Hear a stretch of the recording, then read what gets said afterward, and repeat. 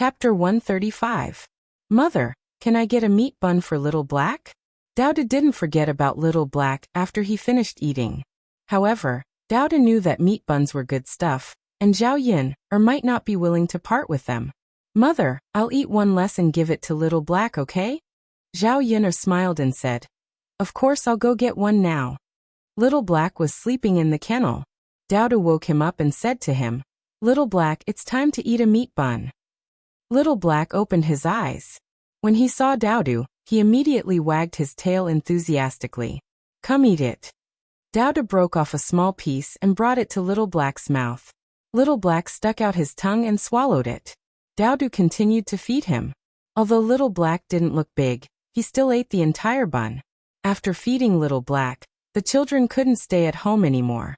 They ran out, saying that they were catching bullfrogs. Zhao Yin'er didn't stop them and let them go. If they could catch more, she would go to the town tomorrow to try it out. After the children left, Zhao Yin'er was about to send a steamer to Aunt Lu when Lu Lei came over. This time he came to deliver wood to Zhao Yin'er. He prepared bundles of wood and placed them in Zhao Yin'er's yard. He knew that Zhao Yin'er had a child and was a woman, so it was inconvenient for her to get wood. I saw that there wasn't much wood left outside your house, so I brought some for you, Lu Lei said. Thank you, Brother Lei. Zhao Yin'er revealed a sweet smile. You're welcome. Lu Lei smiled foolishly. Leave the things here. If there's nothing else, I'll go back first. Lu Lei looked at Zhao Yin'er reluctantly and prepared to leave. Wait, Brother Lei. Zhao Yin'er stopped Lu Lei. What's wrong? Lu Lei looked at Zhao Yin'er with anticipation in his eyes. He thought that Zhao Yin'er had something to say. Brother Lazy, I steamed some buns. I'll bring you two to try. Lu Lei wanted to say no, but Zhao Yin'er had already entered the kitchen and came out with 3 buns in her hands. Come, Brother Lei, let's eat. The steamed bun in her hand was still hot and fragrant. Lu Lei held it in his hand but didn't eat it. Zhao Yin'er hurriedly urged, Brother Lei, why aren't you eating? Hurry up and eat. Don't be shy. You've already sent me so much wood. What's wrong with eating 2 buns? Lu Lei smiled. All right then. I'll eat. Thank you. You're welcome. Eat up. By the way, I'm going to town tomorrow. Is there anything you want me to bring? Brother Lazy, you're going to town tomorrow too? Yes. I'm going too. Are you going to sell your game? Yes. When I went to the mountain today, I caught 2 wild hares and a deer. I should be able to sell them for a lot of money. Brother Lazy, congratulations. I'm just supporting myself. I just want to save more money. I want to buy some land back. That's not bad. Lu Lei wanted to say that he was saving money to buy land for Zhao Yin'er. If he had a few acres of land, he could give Zhao Yin'er and Dowda a stable life. By the way, Brother Lazy, do you usually sell your game to the restaurant? Yes. If I send it directly to the restaurant, the price will be higher. The restaurant will fight for fresh game. If I sell it to others, it will still be passed through the restaurant in the end. It's not worth it for me. Oh. Chapter 136. Lu Lei often dealt with the restaurant, so he was familiar with the people there. If she went to sell bullfrogs alone, she didn't know if she would be kicked out by the restaurant. Then, Brother Lei, can you take me with you when you go to the restaurant tomorrow? I also have something to sell. Of course, but Yin'er, what do you have to sell? It's not anything good. I might not be able to sell it now, but I'm just going to try. Okay. Lu Lei didn't ask further and went back. Zhao Yin'er returned Auntie Lu's steamer and gave Auntie Lu a few buns. When she returned home, the children came back with a small basket filled with 10 to 20 bullfrogs. Mother, can we eat bullfrogs again tonight? If you want to eat, Mother will make it for you. Unknowingly, Dowda had also become a little gluttonous cat. After Zhao Yin'er had dinner, she killed all the bullfrogs. She cleaned them and put them away, waiting for them to be sent to the town tomorrow. If the people in the restaurant saw the appearance of the bullfrogs, they would probably find someone to catch them themselves and wouldn't buy them from her. Zhao Yin'er hoped that selling bullfrogs would be a long-term process of making money, so that it could give her a guarantee for her life. After everything was done, Zhao Yin'er went to bed early.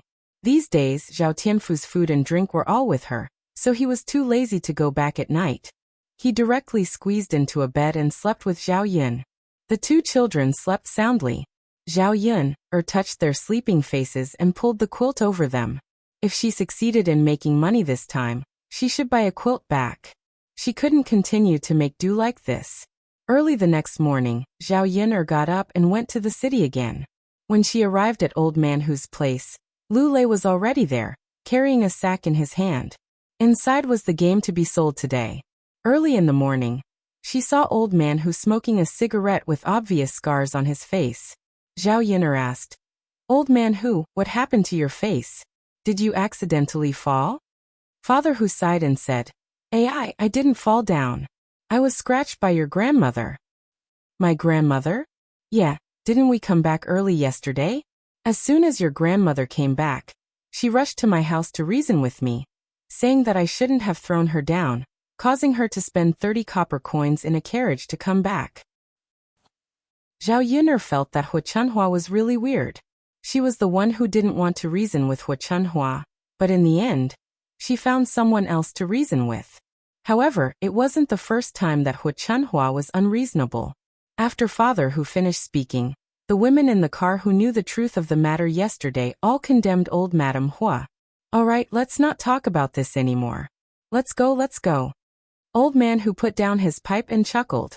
The ox cart started to move unsteadily.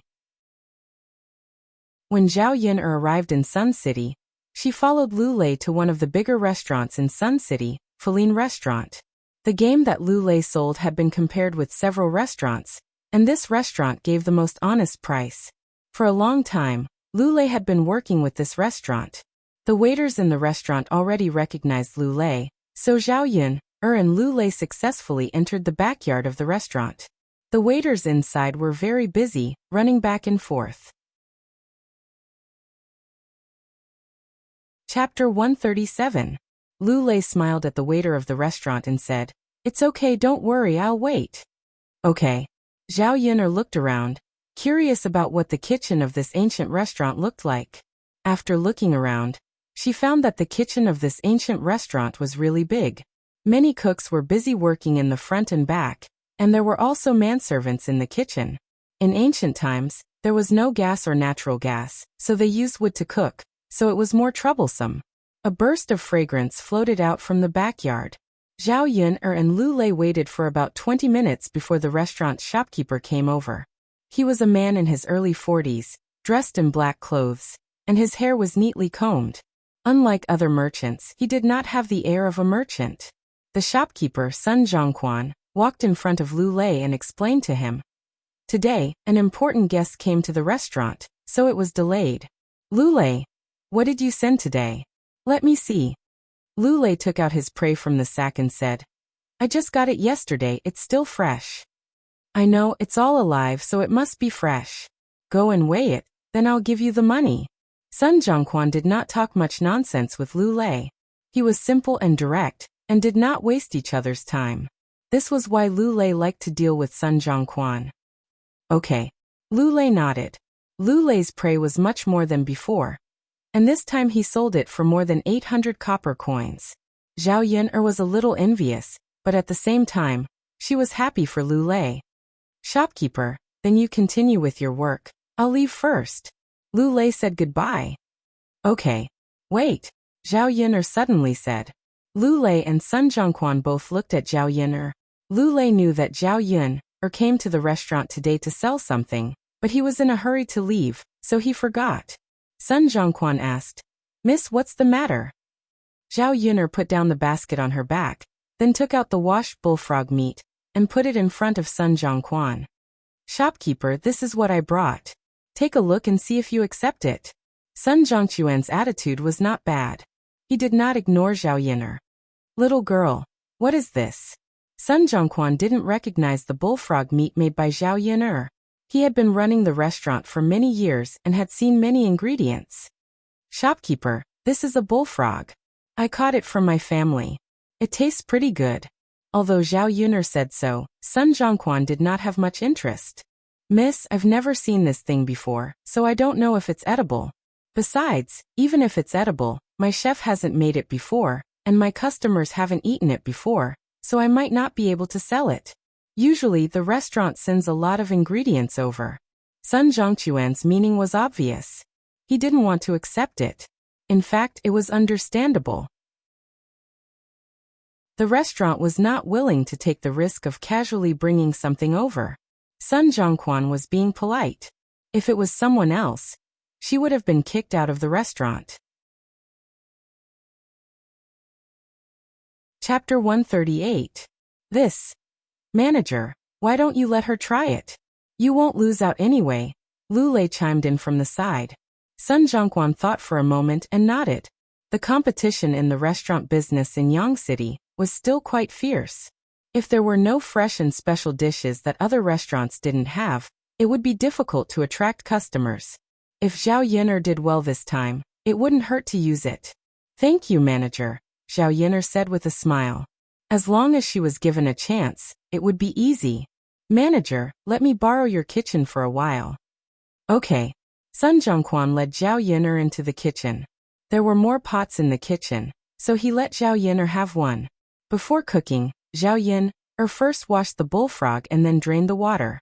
She poured some oil into the pot and after heating it up, she added star anise, chili, pepper, garlic, and ginger and stir-fried it until it was fragrant.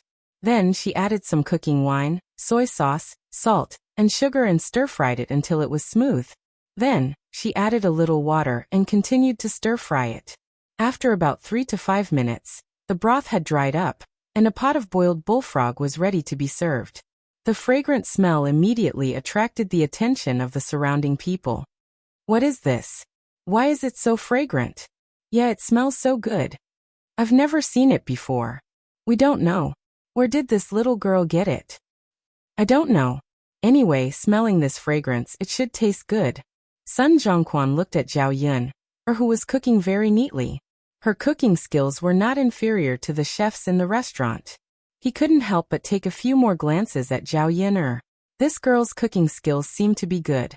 Zhao Yin'er scooped up the cooked bullfrog, filling 2 plates. The other chefs in the restaurant couldn't help but come over, wanting to taste the bullfrog.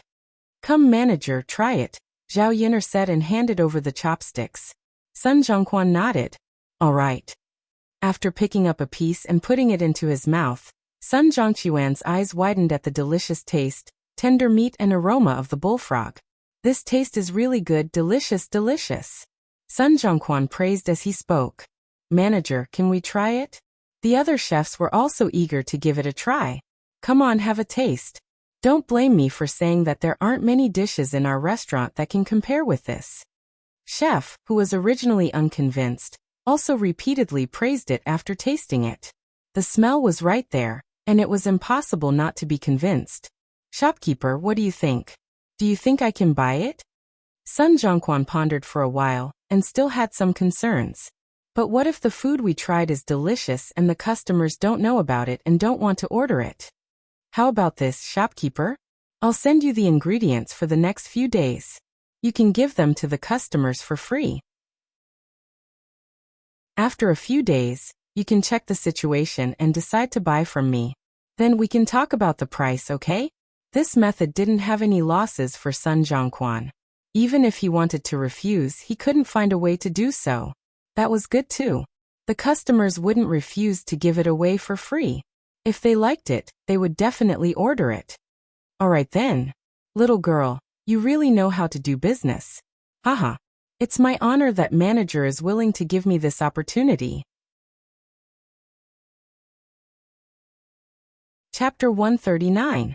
After the two of them reached an agreement, Zhao Yin'er told them about Bullfrog's method and taught it to a few chefs.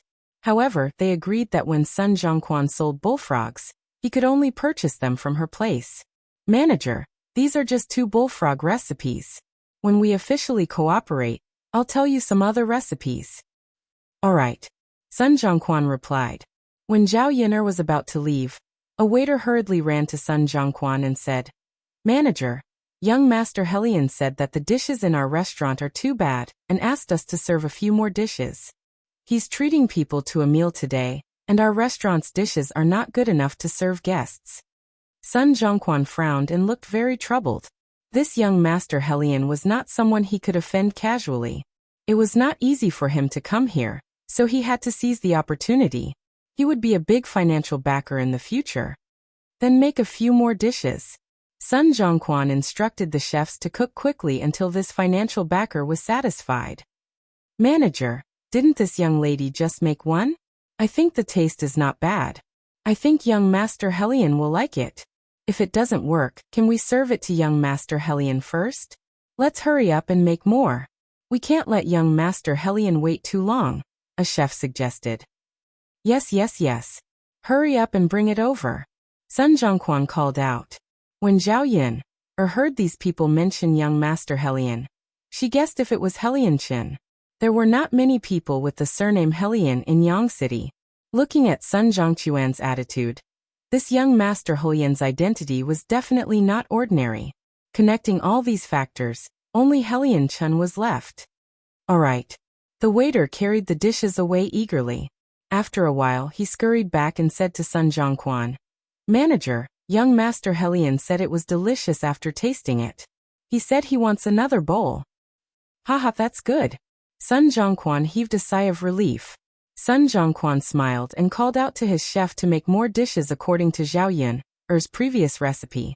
The waiter continued, Shopkeeper, young Master Helion also said that he doesn't know what kind of meat this is, and has never eaten it before.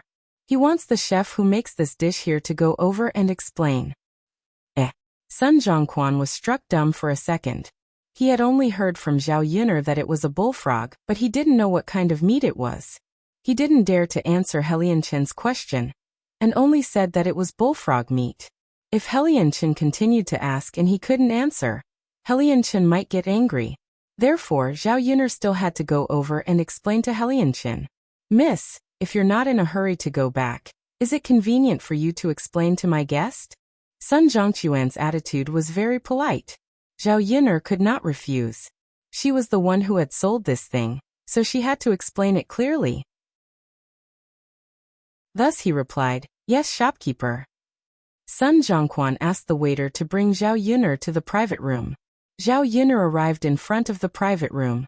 When she pushed the door open and entered, the person inside was indeed Helion Chen. And sitting beside Helion Chen was Mu Lianfeng. The moment she saw Mu Lianfeng, Zhao Yun'er was slightly stunned. She didn't expect to see him again, and in such a short period of time. However, Mu Lianfeng's expression didn't look very good.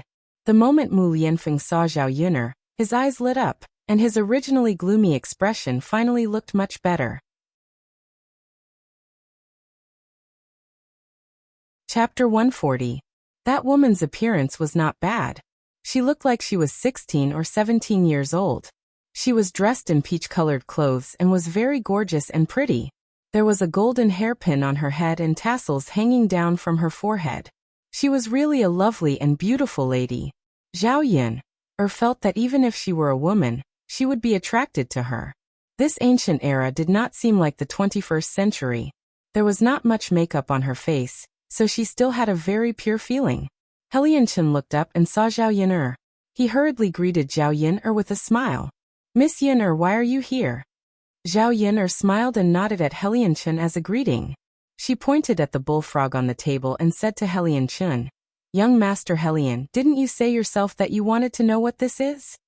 Helion Chen glanced at the bullfrog and was stunned. Then he smiled and said, Miss Yun'er, did you make this? Haha, I was wondering why it was so delicious. Your culinary skills are naturally needless to say. But why did you come to Fulin restaurant to cook? Could it be that you became a chef here? Zhao Yun'er smiled and shook her head. Her culinary skills were all right, and could make people feel that the taste was not bad. However, compared to these professional chefs, there were still many shortcomings. Then why? Helion Chen asked curiously. Why do you have so many whys? Mu Lianfeng scolded Helion Chen unhappily. Helion Chen looked at Mu Lianfeng. Feng, why are you pretending? Am I not helping you to ask? Don't tell me you don't want to know. Mu Lianfeng's mouth twitched, but he did not refute. Mu Lianfeng's reaction made the woman sitting at the side a little unhappy. Her gaze could not help but fall on Zhao Yun'er with a trace of hostility in her eyes. Cousin, who is she? Morong Shuang asked. Her cousin usually didn't care about any woman, even to her. He had a cold and indifferent attitude, but to Zhao Yun, it was a little different. Mu Lianfeng glared at He Lianchen. This fellow must have said this in front of his cousin on purpose. He Lianchen looked at Mu Lianfeng gloatingly. Mu Lianfeng touched his forehead and said, "Not anyone, just a friend of mine." Morong Shuang remained skeptical. "Friends? Cousin, she's just a country bumpkin. How can you be friends with someone like her?" Morong Shuang looked at Zhao Yun, with a hint of disgust in her eyes. Zhao Yun, frowned when she heard Morong Shuang's words. What kind of words were these? Just because their statuses were different, and the difference was too great, they couldn't be friends with others? The corners of her mouth curled up with a sarcastic smile. Perhaps what Morong Shuang said was the most normal thing in the eyes of the people of this era. In the eyes of others, she and Mu Lianfeng were not even fit to be friends, let alone be together. Mu Lianfeng's mouth twitched, and he looked at Zhao Yun worriedly, afraid that Zhao Yun would be angry. What he saw was Zhao Yun's calm face. "Cousin, do you still want to care who I'm friends with?" Mu Lianfeng replied indifferently, but Morong Shuang knew that Mu Lianfeng was angry. "Cousin," Gu Ning said. Chapter 141. How dare she seduce her cousin's woman? She would never let her go. The reason why she didn't speak now was because she didn't want Mu Lianfeng to be angry. Anyway, some things could be done behind the scenes. There was no need to make Mu Lianfeng unhappy. "Sister Shuang Miss Yin'er is very good. It's okay to be friends. She's also my friend." He Lianchen also chimed in. Zhao Yun felt the hostility from Morong Shuang. She guessed that Morong Shuang must like Mu Lianfeng, which was why she treated her like this. There was an indescribable feeling in her heart. It was a little bitter. Zhao Yun couldn't force a smile. She changed the topic and pointed at the bullfrog on the table to explain to He Lianchen. "This dish is made with bullfrog. You probably haven't eaten it before. That's why you think it's delicious." "What's a bullfrog?" It's something that looks a little like a toad." When Zhao Yun finished speaking, the people in the private room immediately felt their stomachs churn. They were so disgusted that they were about to vomit. Because it was Morong Shuang's first time tasting that kind of delicious taste, she also ate a lot just now. After Zhao Yun finished speaking, she retched and slapped the table. Then she stood up and pointed at Zhao Yun and reprimanded. "You bitch, you actually let me eat this. Do you want to die? How can you even serve such a disgusting thing? Let's see if you'll be punished later." After Morong Shuang finished speaking, she pulled Mu Lianfeng's hand and said, "Cousin, look at her. Just thinking about it makes me sick. She actually let us eat this kind of thing." Mu Lianfeng endured the discomfort in his chest. In fact, he was also disgusted. He Lianchen simply retched under the table. Zhao Yun frowned even deeper. Weren't these people's reactions a little too exaggerated? If she had known, she wouldn't have mentioned the toad. Cough cough. After He Lianchen coughed heavily a few times, he said to Zhao Yun, Miss Yin'er, how can this toad be eaten?" "I only said it looks like a toad. It's not a toad. Bullfrogs can be eaten. You've also tasted it. It's delicious and its meat is very tender. Other meat can't compare to it. It's really not a toad." He Lianchen still asked with uncertainty. "No. If it is, you should be poisoned now. Aren't you fine now?" He Lianchen thought about it and agreed. He didn't feel any discomfort after eating it. He let out a long sigh of relief. "It's good that it's not. Miss Yin'er, you really scared me to death. If it's a toad, I reckon that I won't be able to eat for a few days." "Don't worry. Not everything can be placed on the table. I know that. But because bullfrogs look a little similar to toads, no one eats them now. That's why they don't know the taste of bullfrogs. Miss Yin'er, if you say so, then it's this young master's honor." Zhao Yin'er said with a smile.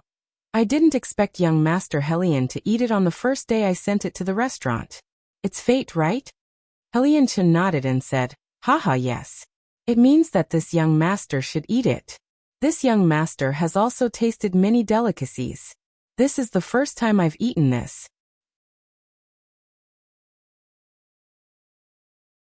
Chapter 142. Zhao Yun. was very uncomfortable with Morong Shuang holding on to her and not letting go. She had really offended someone for no reason at all. Then how do you want to punish me? Zhao Yin'er replied. What kind of attitude is this? Shouldn't a country bumpkin be polite to me when you see me? If you want to admit your mistake, you should be more humble. Zhao Yin'er only felt that it was funny. How did she know that she was going to admit her mistake? However, when she heard Morong Shuang call herself a princess, she understood why Morong Shuang was so arrogant. Wasn't it because of her identity? Princess, I didn't do anything wrong. This thing is not poisonous and can still be eaten. It tastes good and is a normal dish. I'm sure you'll be happy eating it. Why are you blaming me now? Zhao Yin'er couldn't help but reply. You talk to me like this. Even if you don't say disgusting things, I can punish you for your crime. Zhao Yin'er smiled slightly. Princess, if you use your connections, you can punish me for my crime. However, according to the laws of Dezhou country, there shouldn't be any crime that can punish me for, right? In order to understand more about the world she had transmigrated to, Zhao Yin'er had also studied the laws here before. She knew that what Morong Shuang did was not punishable, so she was not disrespectful to Morong Shuang. Of course, Zhao Yin'er's words were for Morong Shuang to hear. If this woman really punished her, then she would be instigating an official to bend the law for personal gain. The Zhou country had a related crime for instigating an official to bend the law for personal gain. Even if Morong Shuang was a princess, she could not escape the punishment of the law. Morong Shuang actually didn't know what to say for a moment. Helian Chen and Morong Feng both glanced at Zhao Yin'er. They didn't expect Zhao Yin'er to be so good at talking. She could actually make Morong Shuang speechless. Usually, Morong Shuang was extremely arrogant. She had always been the one to talk to others, and no one had ever talked to her. Zhao Yin'er stood straight. She didn't do anything wrong. What was there to be afraid of? All right, cousin. Don't be so unforgiving. You just ate and said it was delicious. Isn't it a little inappropriate to blame others now? Since you find it disgusting, why don't you stop eating it next time? Cousin, seeing how Mu Lianfeng was so protective of Zhao Yin'er, Morong Shuang stomped her feet in anger. She wanted to say something, but when she met Mu Lianfeng's cold eyes, she lowered her head. Zhao Yin'er did not want to stay here any longer. She said to Mu Lianfeng and Helian Chen, if there's nothing else, I'll go back first. The ox cart back to the village will be leaving soon. Helian Chen and Mu Lianfeng did not know what to say. Mu Lianfeng also knew that it was useless for Zhao Yin'er to stay here any longer. It would only make Morong Shuang more hostile. All right, Miss Yin'er, be careful on the road. Okay. Zhao Yin'er turned and left the private room. After bidding farewell to Sun Zhongquan, she left Fulin restaurant with Lu Lei. Upstairs, Mu Lianfeng happened to open the window to get some fresh air. When he looked down, he saw Zhao Yin'er and Lu Lei walking side by side.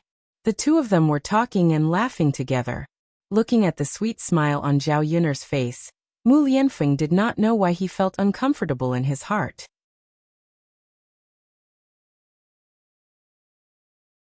Chapter 143. Zhao Yin'er and Lu Lei hadn't eaten breakfast yet. It was still early, only around 8 or 9 o'clock. Father Hu's carriage wouldn't leave until around 10 o'clock, so they still had a lot of time. There were many breakfast shops in town. Lu Lei took Zhao Yin'er to a noodle stall and sat down. He said to Zhao Yin'er, the noodles in this noodle shop taste good. I used to come here often to eat. The most important thing is that it's affordable and the quantity is large. I can eat my fill every time I eat here. Zhao Yin'er smiled. She didn't care where they ate. Since Lu Lei wanted to eat here, then so be it. There were a few tables and chairs in the stall. The people who came to eat the noodles sat at the table. A fragrant smell wafted into Zhao Yin'er's nose. Zhao Yin'er took a deep breath. It was so fragrant. The people at the table seemed to be eating very happily. They held the bowls and ate, making waves of noises. Lu Lei and Zhao Yin'er found an empty seat and sat down. Lu Lei smiled at Zhao Yin'er and said, Yin'er, I made a lot of money today. I'll treat you to this meal. Lu Dalai, there's no need for that. I appreciate your kindness. Yin'er, you don't have to be polite with me. I've never treated you to a meal.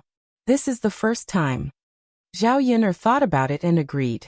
She said to Lu Lei, Brother Lei, okay, you treat me to a meal.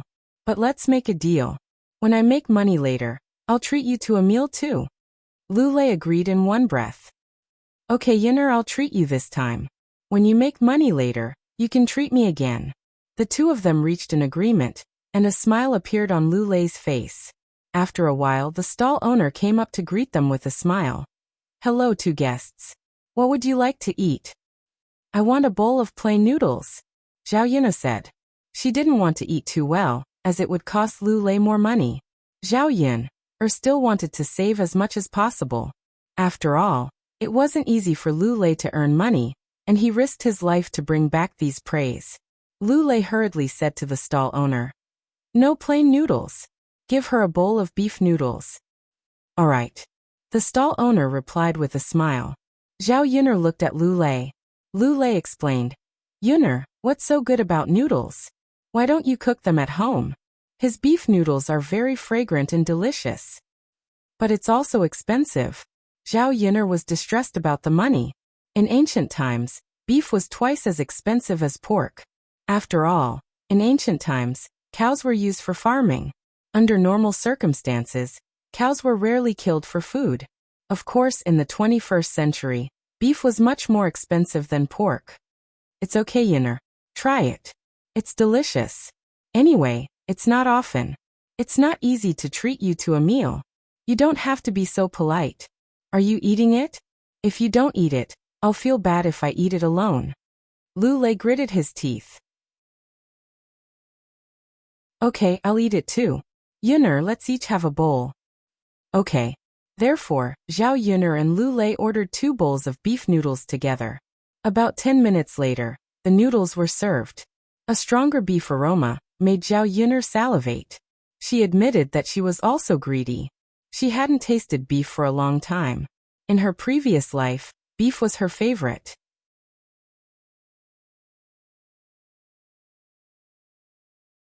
Chapter 144. The bottom of the big bowl was full of noodles, and the top was a layer of beef. The beef was stir-fried with chili. When it was poured into the bowl, even the originally light soup had a spicy taste. Zhao Yun'er liked spicy food, so the beef noodles were the most suitable for her taste. Zhao Yun'er and Lu Lei looked at each other and began to eat. Lu Lei usually didn't eat anything good, so a bowl of beef noodles was very precious to him. Men who worked ate fast, so in less than 5 minutes, Lu Lei had already swallowed the noodles. After Lu Lei finished eating, he wiped his mouth with his sleeve. It was very casual. The people in the countryside were not so particular, so they were basically casual. Zhao Yun'er looked at the half bowl of noodles left in her bowl and said with a smile, Brother Lei, you ate so fast. Are you full? I still have some here. Do you want some? After Zhao Yun'er finished speaking, Lu Lei hurriedly waved his hand and said, No, Yun'er, you can eat by yourself. I'm full. Really? Of course. How can I not be full with such a big bowl? Zhao Yun'er nodded and said with a smile, Okay then, Brother Lei, I'll eat. Eat, Yun'er. You're too thin. You should eat more. It's not good for girls to be too thin. It'll hurt when I carry you like that. Cough, cough. Zhao Yun'er coughed violently a few times. Some chili was stuck in her throat, and there was some burning pain. Yun'er, what's wrong? Lu Lei asked, looking at Zhao Yun'er with concern. I'm fine. Zhao Yun'er continued to cough. She was just shocked by Lu Lei's words and accidentally choked herself. This guy, could it be that he knew how to hold a thin woman before? Come, drink some water. Lu Lei picked up a bowl of water and gave it to Zhao Yun'er. After Zhao Yun'er gulped down 2 mouthfuls of cold water, her throat immediately felt better. Yun'er, eat slowly. Don't rush. All right. Zhao Yun'er lowered her head and continued eating. After the two of them finished eating, Lu Lei bought some ingredients, rice oil and salt. The two of them then returned to Papa Hu's ox cart. The woman who went to the town today couldn't help but complain.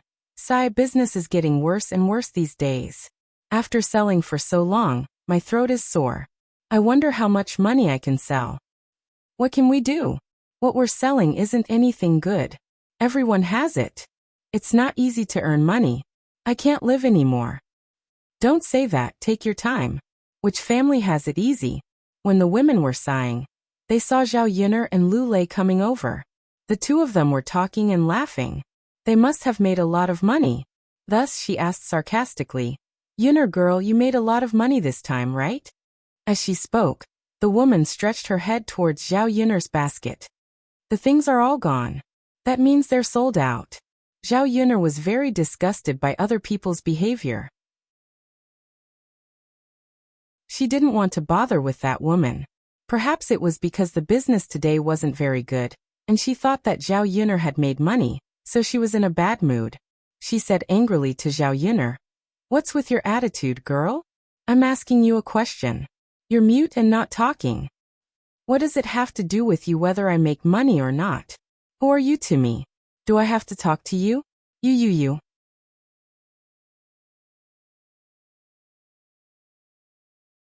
Chapter 145. Zhao Yun'er replied indifferently. She just couldn't understand why some people like to cause trouble for no reason. She didn't say anything. How did she provoke others? Of course Zhao Yun'er didn't know that others were just jealous of her. Damn girl, you people from old Zhao's family are really the same. You're just like that old woman Hua. The woman Zhao Yun'er didn't know what to say. She could only start to scold Zhao Yun'er in desperation. I am me. Don't put me together with anyone. Zhao Yun'er warned her. Her eyes were a little cold, which frightened the woman. Oh, if you don't want to say it, then don't say it. But it's useless no matter how much money you make. Anyway, you can't buy land or the foundation to build a house. You'll give it to old Zhao's family later. Why are you so arrogant in front of me? The woman continued to speak unwillingly. After speaking, she turned her head away. Zhao Yun'er was angry at the woman's inexplicable words, but she suddenly caught the message in the woman's words. What she said wasn't wrong. The Great Zhou country's laws also stated that purchasing land and foundations required a household register. It was just like buying and selling real estate at the age of 21. One had to register their identity. In ancient times, the household registration was managed by special people in the county government. If one bought land, they had to register it again. However, Zhao Yun'er and Daodu were only driven out by old Zhao's family. They didn't leave old Zhao's household registration. If she wanted to buy land, she could first go through old Zhao's family. Second, she could set up her own household and buy it herself. Of course, old Zhao's family had to agree to the separation, and Li Zheng had to nod his head. Then she could go to the county government to file the record. Thinking of this, Zhao Yun'er frowned. She felt that it was very troublesome. She had to separate before she had a good life. Otherwise, when she had money in the future, she couldn't do these things. She would be targeted by old Zhao's family.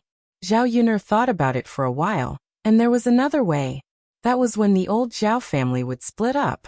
When the time came, they would automatically split up. Therefore, when she went back, she could work with her parents to separate the three branches. When Lu Lei saw that Zhao Yun'er was deep in thought and didn't speak, he thought that Zhao Yun'er was angry with that woman. He comforted her. Yun'er, don't worry about what others say. You'll only make yourself angry. Zhao Yun'er smiled. I know, brother lazy. I understand what you're saying. It's like a dog biting me. I can't bite it back. Lu Lei was amused by Zhao Yun'er. How come he didn't know that Zhao Yun'er had such an unforgiving side? However, he liked it very much. Who are you calling a dog? The woman who had just quarreled with Zhao Yun'er jumped out angrily again. Zhao Yun'er faintly retorted. Did I say it was you? Why are you in such a hurry to jump out and admit it? You little b*tch, I really have to teach you a lesson. Old father who saw that a fight was about to break out again, so he quickly knocked on the tobacco pipe. Okay, stop quarreling. Let's go back to the village. If you're still quarreling, get off the carriage. The woman obediently shut her mouth. Zhao Yun'er naturally couldn't be bothered to make a move. If she really made a move, she would be able to beat a big man like her, let alone a woman. It was a matter that could be solved in minutes. The carriage slowly arrived at Shuilan village. On the way, Zhao Yun'er was thinking about how to instigate Zhao Wenhua and Liang Jinxiao to split up.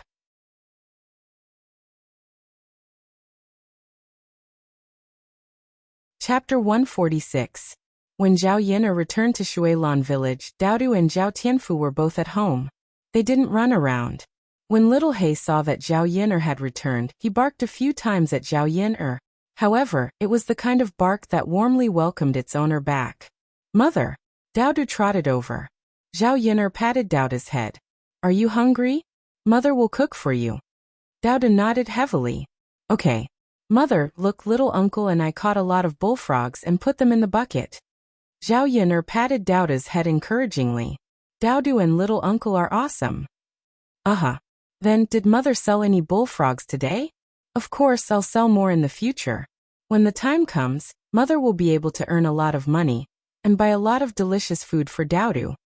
Okay. Daodu seemed to be very happy. Catching bullfrogs not only could make money, but it was also fun. Therefore, Daodu was even more excited. At noon, Zhao Yin'er steamed the buns from yesterday and fried 2 side dishes. It was quite satisfying. After lunch, Zhao Yin'er asked Daodu to look after the house while she secretly stuffed a few buns into her sleeve. She was going to give them to Liang Jinxiao later and discuss the separation of the family. Yesterday, she didn't give any buns to her parents. She knew that old Zhao's family would probably keep an eye on Zhao Tianfu if they caught Zhao Tianfu delivering the buns once. If she let Zhao Tianfu take the things back, he would be easily discovered. When Zhao Tianfu was discovered again, many of the good things that the third branch didn't expect would be eaten by others. When Zhao Yin'er arrived at old Zhao's house was still very lively. In ancient times, most of the people were from big families. Each family had dozens of members, especially those that had not been separated. Zhao Yin'er was very familiar with this place from the memories of the original owner. After all, she had lived here since she was young. Old Zhao's house was a common adobe house in the countryside. The house was built decades ago when Zhao Baoshan and Hua Chunhua had just gotten married. The house faced south, with 3 rooms in each direction. The first branch and his wife shared a room, while the eldest cousin and his wife shared a room. The second branch, third branch, and fourth branch were all in the 3 rooms on the west side. Zhao Xinhui's room in the north was next to Hua Chunhua's room. The room in the east was used as the kitchen, and the remaining room in the north was used as a storeroom. Therefore, although there were many rooms in old Zhao's house, it was still a little crowded with so many people living together. Basically, one family lived in one room. Old Zhao's yard was also surrounded by a fence. There were 2 jujube trees in the yard. They were very tall and had been there for more than 10 or 20 years. Usually they would stay under the trees to enjoy the cool air. When the jujubes ripened, they could be harvested. The jujubes could be sold for 1 copper coin per kilogram in town. Therefore, old Zhao's family treasured them and was unwilling to cut them down. When they saw Zhao Yin'er come over, old Zhao's family members all looked at Zhao Yin'er. I really saw a ghost. Why did this girl come over? Li Chuiying put down the things in his hands and looked curiously at Zhao Yun. Father, mother, come over and take a look. Yin'er is back. Li Chuiying greeted. Zhao Yin'er's mouth twitched. This Li Chuiying spoke in a strange tone, as if he was trying to stir up trouble. There were many people in the yard. Some were playing, and some were working. Zhao Yin'er saw that her mother was washing things.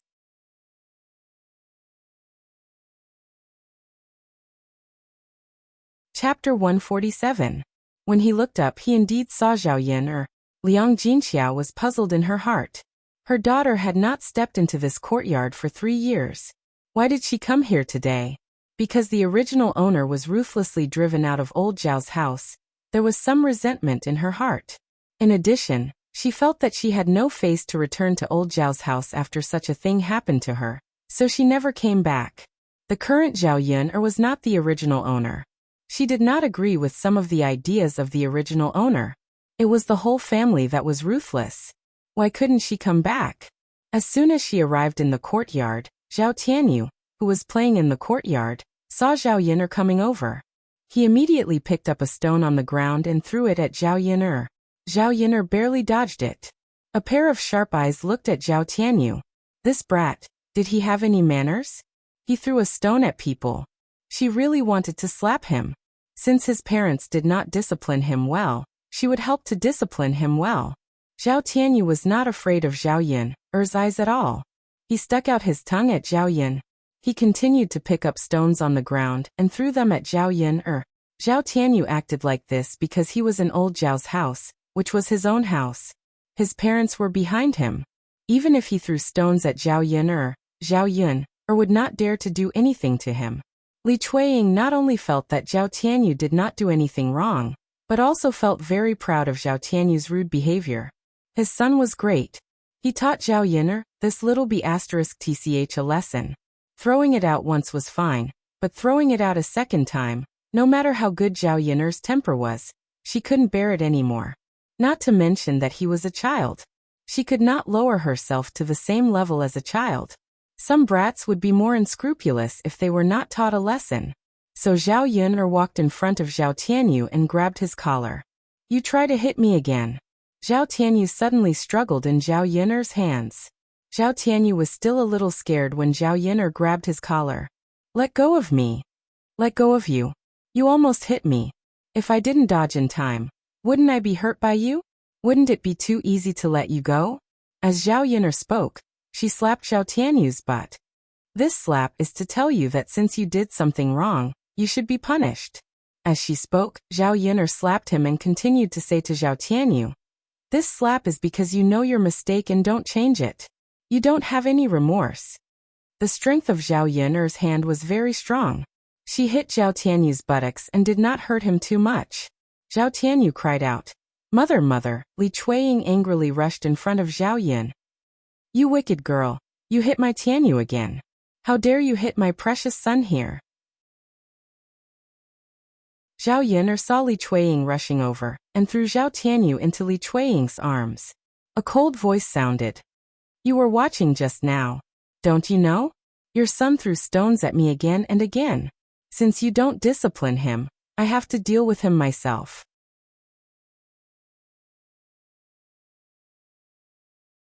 Chapter 148. Haha, she's not young anymore. She's so old. Can't she tell right from wrong? She's already 6 years old. How can she not know the consequences of throwing a rock at someone? If she really doesn't know, then I can only say that you didn't teach her well. My Daodu already knows when he's 3 years old. Zhao Yun said sarcastically. Zhao Yun's words made Li Chuiying even more arrogant. This wretched girl was too much. Zhao Yun, you're really something. Not only did you have the nerve to come back, but you also dared to hit my Tianyu. Don't go. Just wait for me. Li Chuiying shouted. She didn't dare to fight with Zhao Yun. Because Li Chuiying knew that she couldn't beat Zhao Yun. Later, she would call her man over and teach Zhao Yun a lesson. "I wasn't planning to leave now. I'm looking for my mother." Zhao Yun replied indifferently. Zhao Yun said and turned to Liang Jinxiao. Liang Jinxiao put down the things in her hands and sighed. Zhao Yun hit Zhao Tianyu. Li Chuiying would probably turn the world upside down later. However, she didn't object to Zhao Yun's actions. Zhao Tianyu was too naughty. If such a big rock hit his head, he would definitely bleed. "Yun, why are you here?" Liang Jinxiao asked. She knew that Zhao Yun must have something to do. Otherwise, she wouldn't come over. "Mother, let's go into your room and talk." "Okay." Liang Jinxiao nodded. Just as the mother and daughter were about to enter the room, Li Chuiying's attention turned to Liang Jinxiao. "Third sister-in-law, stop right there." Liang Jinxiao shouted at Li Chuiying. Liang Jinxiao was a soft-hearted person.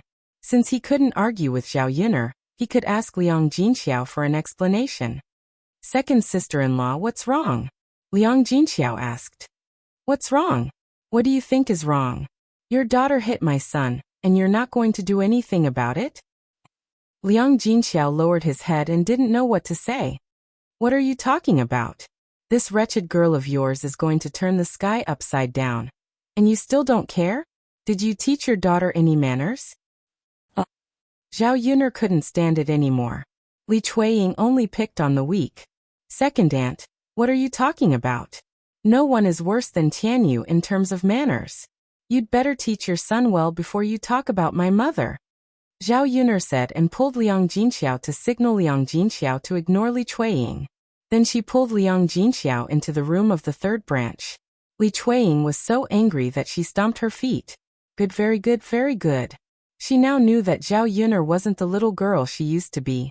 She shouted at her room angrily. Jing'er, come out right now and go to find your father in the field. Zhao Jing'er came out of the room and answered Li Chuiying. Okay, mother, I'll go right now. Zhao Jing'er was Li Chuiying's eldest daughter. She was only 16 years old this year. She wasn't ugly, but wasn't good-looking either. She was quite obedient. Hearing Li Chuiying's order, she immediately ran to the field to call Zhao Wenshui back. Mother, it hurts. Zhao Tianyu pouted and cried.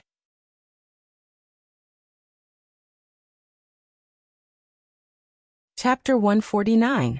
Zhao Tianyu nodded unhappily. He could only wait for his father to come back.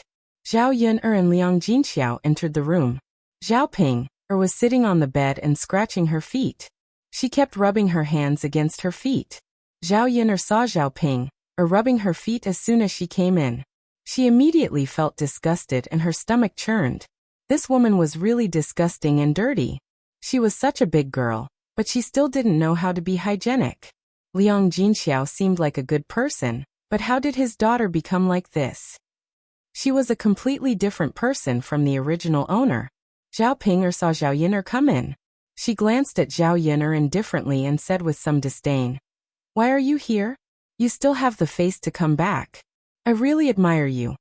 Liang Jinxiao glared at Zhao Ping and motioned for Zhao Ping to not say that. After all, they were biological sisters. How could she speak like that? Zhao Ping rolled her eyes at Zhao Yun'er very unhappily. She really didn't know what was so good about Zhao Yun'er. She clearly did the ugly thing of getting pregnant before marriage. But in the end, Liang Jinxiao still sided with Zhao Yun'er. Liang Jinxiao first asked Zhao Yun'er to sit down and said to Zhao Yun'er, "Yun'er, you came here today for something, right? Is there something that you need mother's help with?" Zhao Yun'er shook her head. "No, mother. There's nothing that I need help with." Zhao Yun'er said and first took out the buns that she brought over. "Mother, I made some meat buns and sent a few over today. They're still warm." As soon as Zhao Yun'er finished speaking, Zhao Ping immediately came over. Before Zhao Yun'er could give it to Liang Jinxiao, she snatched one with each hand. "Meat buns, I want to eat, I want to eat." Zhao Ping's eyes lit up. When she heard this, her mouth watered. She wanted to take a bite of the bun. Zhao Yun'er was once again disgusted. Under normal circumstances, Zhao Yun'er would probably snatch the bun back. She didn't take the initiative to give it to others. What she hated the most was shameless people snatching things from her. But Zhao Ping's hand grabbed the bun. She didn't want it anymore. Zhao Ping. Zhao Yun'er, are you disgusting or not? You're just scratching your feet. Why are you grabbing a meat bun to eat now? Facing Zhao Yun'er's criticism, Zhao Ping didn't care at all. It's none of your business. You're not clean. You won't get sick after eating it. Haven't you heard of it? I'm just a country bumpkin. I'm not a lady from a rich family. Why are you so particular about it? After Zhao Ping finished speaking, she didn't care what Zhao Yun'er said and began to eat shamelessly. Zhao Ping didn't know what to say about Zhao Yun'er's rebuttal. Especially seeing Zhao Ping swallow the bun quickly, Zhao Yun'er felt nauseous. Just thinking about it made her want to throw up. Forget it. Since she had already eaten it, she would just eat it. It was Zhao Ping who did such a disgusting thing, not her. Liang Jinxiao sighed. Ping girls should be more hygienic. Next time when you scratch your feet and grab something to eat, wash your hands first. Mom, why did you say the same thing as Zhao Yun'er? You didn't care about it before. She said it, but you said it to me. Zhao Ping complained. It was obvious that she was accusing Liang Jinxiao of being biased. He shouldn't have said it to her.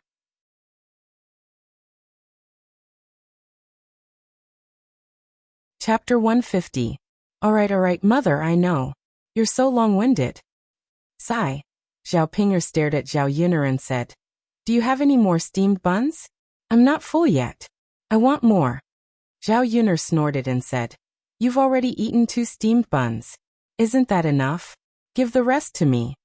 Zhao Yun'er said and stuffed the remaining 2 steamed buns into Liang Jinxiao's hands, and signaled Liang Jinxiao to eat them quickly. Liang Jinxiao looked at the steamed buns that were still a little warm and nodded. I'll eat one. How about giving the other one to Ping'er? Mother, she has eaten 2 steamed buns. If you can't finish them, why don't you give the other one to father? Zhao Yun'er meant that she didn't agree to give the steamed buns to Zhao Ping'er. You're so stingy. You won't even give me one more. Zhao Ping'er complained. I'm stingy. Since you're so generous, why don't you make one for me?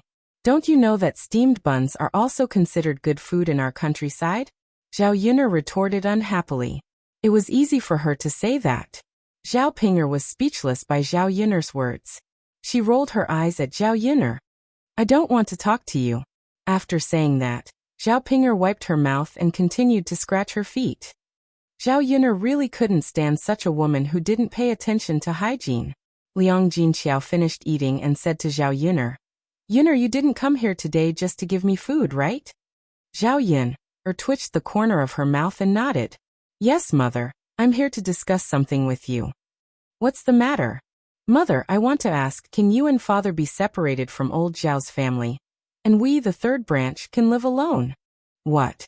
Liang Jinxiao was slightly shocked. She didn't even dare to think about it. In the past, he did have the idea of splitting up, but this idea was extinguished by Hu Chunhua. Hu Chunhua meant that as long as the old couple was alive, the sons should not talk about splitting up. Naturally, if they didn't split from the family, everything in the family would be in the hands of Hu Chunhua. Not to mention other things, the money was in the hands of Hu Chunhua. Everyone in the family had their own private savings. If anyone proposed to split from the family, Hu Chunhua would definitely take desperate measures and scold the person who proposed it. Mother, why don't we separate from the 3rd branch? When we're together, it's always the 3rd branch that gets bullied. It's not easy for me to come over and deliver some food, but I still have to sneak around and be targeted by the other branches. If we separate from the family, there won't be so much trouble. Zhao Yun'er didn't say that she wanted the 3rd branch to split from the family, because she wanted to split from the family.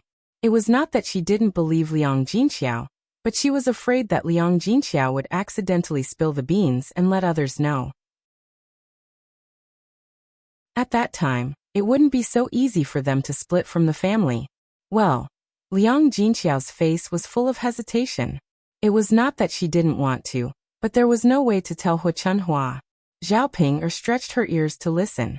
This time, it was rare for her to speak up for Zhao Yun'er. Mother, I think Yun'er is right. It's better for us to split from the family. Otherwise, we won't be able to eat good food secretly.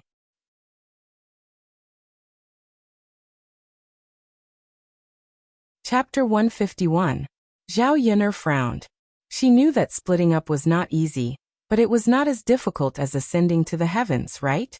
Zhao Yun'er thought for a moment and asked, Mother, other than our branch, do the other branches want to split up? Your eldest uncle doesn't want to split up, but the other branches do. Liang Jinxiao said. She was very clear about the situation. The reason why the eldest branch did not want to split up was because Zhao Tianlong was studying. Every year, his school fees were not small. The entire old Zhao family only supported one scholar. However, the cost of studying in ancient times was not low. A year's school fees would cost several taels of silver. Old Zhao's family had a lot of fields. During their leisure time, many men went to the town to work. If they did not have a scholar, their lives would not be so poor. The entire family's annual expenses were spent on Zhao Tianlong. If they split up, the money earned by the other branches would naturally not be used to pay for Zhao Tianlong's school fees. His life would also be a little better. Therefore, the eldest branch would definitely not be happy about splitting up. Their branch alone could not afford Zhao Tianlong's school fees. Zhao Yun'er thought for a moment. It would be easy to handle if that was the case. As long as the other branches of old Zhao's family all wanted to split up, then there would be an opportunity for them to bring it up. However, this opportunity needed to be created. Zhao Yun'er thought for a moment. This matter still needed to be considered slowly. Zhao Yun'er nodded at Liang Jinxiao and said, Mother, I understand. That's all for now. We'll talk about splitting up in the future.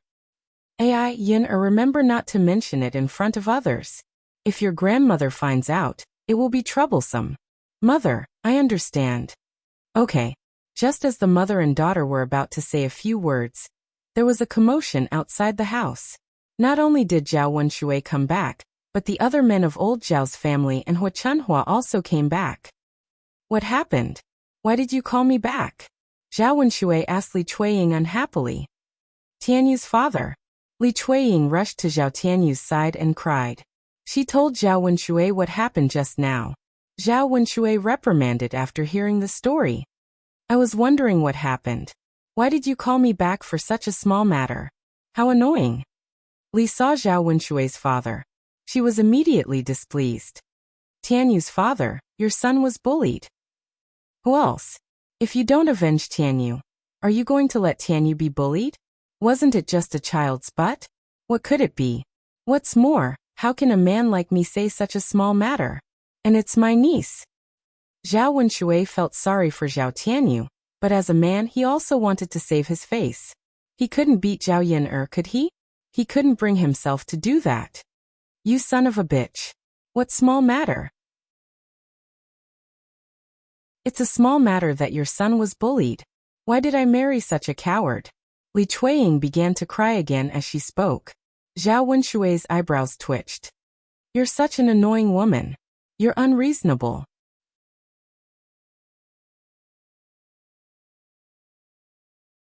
Chapter 152. Just now, Zhao Jing rushed over to tell them that something had happened. They thought it was a big deal, but they didn't expect it to be such a trivial matter. It even alarmed Zhao Wenshui to come back. There was no one in the family who could be worry-free, especially Li Chuiying. She couldn't help with work, but she caused a lot of trouble. Zhao Baoshan disliked this kind of woman the most. Father, why are you all saying that? Zhao Yin that wretched girl, came back and hit people. What's the reason for this? Besides, mother said that she should not come back, because of the shameful thing of getting pregnant out of wedlock. It's fine that she came back, but she hit my Tianyu here. This is unacceptable, isn't it? Hua Chunhua heard what they said just now. She raised her voice and said, What? That wretched girl came back and hit Tianyu? Yes. As soon as Li Chuiying saw Hua Chunhua's attitude, she knew that Hua Chunhua must be in charge of this matter. She immediately went to Hua Chunhua and exaggerated. Because Zhao Yin didn't help Hua Chunhua when she was fighting with several women last time. She was already complaining. In addition, Li Chuiying's words could be used as an excuse to stir up trouble. Hua Chunhua rolled up her sleeves and pointed at Zhao Wenshui. Second brother, go and teach that wretched girl a lesson. As Hua Chunhua commanded Zhao Wenshui, she shouted into the house and called Zhao Yin'er out. Seeing so many people in the yard looking at her, Zhao Yin'er felt like she was being questioned. She raised her eyebrows slightly and asked, Grandma, why did you call me out? What's the matter? Who allowed you to come here? You're so unlucky. You were seen walking around with us. I thought all the girls in old Zhao's family were as slutty as you. Hua Chunhua scolded. There were two reasons for driving Zhao Yin'er away. Firstly, there were rumors in the village, which made old Zhao's family lose face. Secondly, they were afraid that Zhao Yun'er's matter would affect the reputation of the other girls in old Zhao's family. Zhao Yun'er smiled and said, Grandma, what you said is wrong. Why can't I come over? We're not separated, so I'm still a member of old Zhao's family. Is it wrong for me to walk around in my own courtyard? Who admits that you're a member of old Zhao's family? If you're kicked out, then you're not. You can't come back. I don't want to see a slut like you. Zhao Yun'er wasn't angry, because from her conversation with Hua Chunhua, she felt that this was an opportunity for her to establish a female household. Grandma, your words are useless. Our Dezhou country is governed according to the law. This government office has registered that I'm a member of old Zhao's family, so I can come back. Zhao Yun'er spoke confidently. Her reason made Hua Chunhua unable to refute it. You wretched girl, your eloquence is getting better and better, Hua Chunhua said angrily. Zhao Yun'er smiled and said, Grandma, thank you for your praise. But what I said is the truth. After all, the laws of Dezhou country were not set by me. If this old woman says that you're not a member of old Zhao's family, then you're not. You slut, you're not worthy. Later, I'll have your grandfather and Li Zheng talk clearly. You'll be removed from our old Zhao's account. Hu Chunhua was trapped by Zhao Yin'er.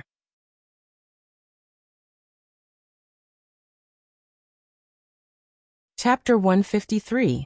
This would prevent Zhao Yin'er from using this as an excuse to keep coming to old Zhao's house. She would feel annoyed when she saw it, and would get into trouble again. Hu Chunhua's words were exactly what Zhao Yin'er was thinking. Once she was kicked out of old Zhao's household, she couldn't be left with an empty household. According to Dezhou's laws, she would automatically be transferred to a female household. If this was the case, her goal would be achieved. Things went so smoothly. Under such circumstances, the household was separated. Then she wouldn't be in a hurry to separate the third branch from old Zhao's household. After all, the reason for the third branch's separation was to separate the household. Zhao Baoshan advised from the side. Old woman, Yin'er just came over for a while, right? You don't have to be so ruthless. We're still a family in the end, aren't we? Zhao Baoshan glanced at Zhao Yin'er, and a trace of heartache flashed in his eyes. When Zhao Yin'er met Zhao Baoshan's gaze, she felt a little puzzled.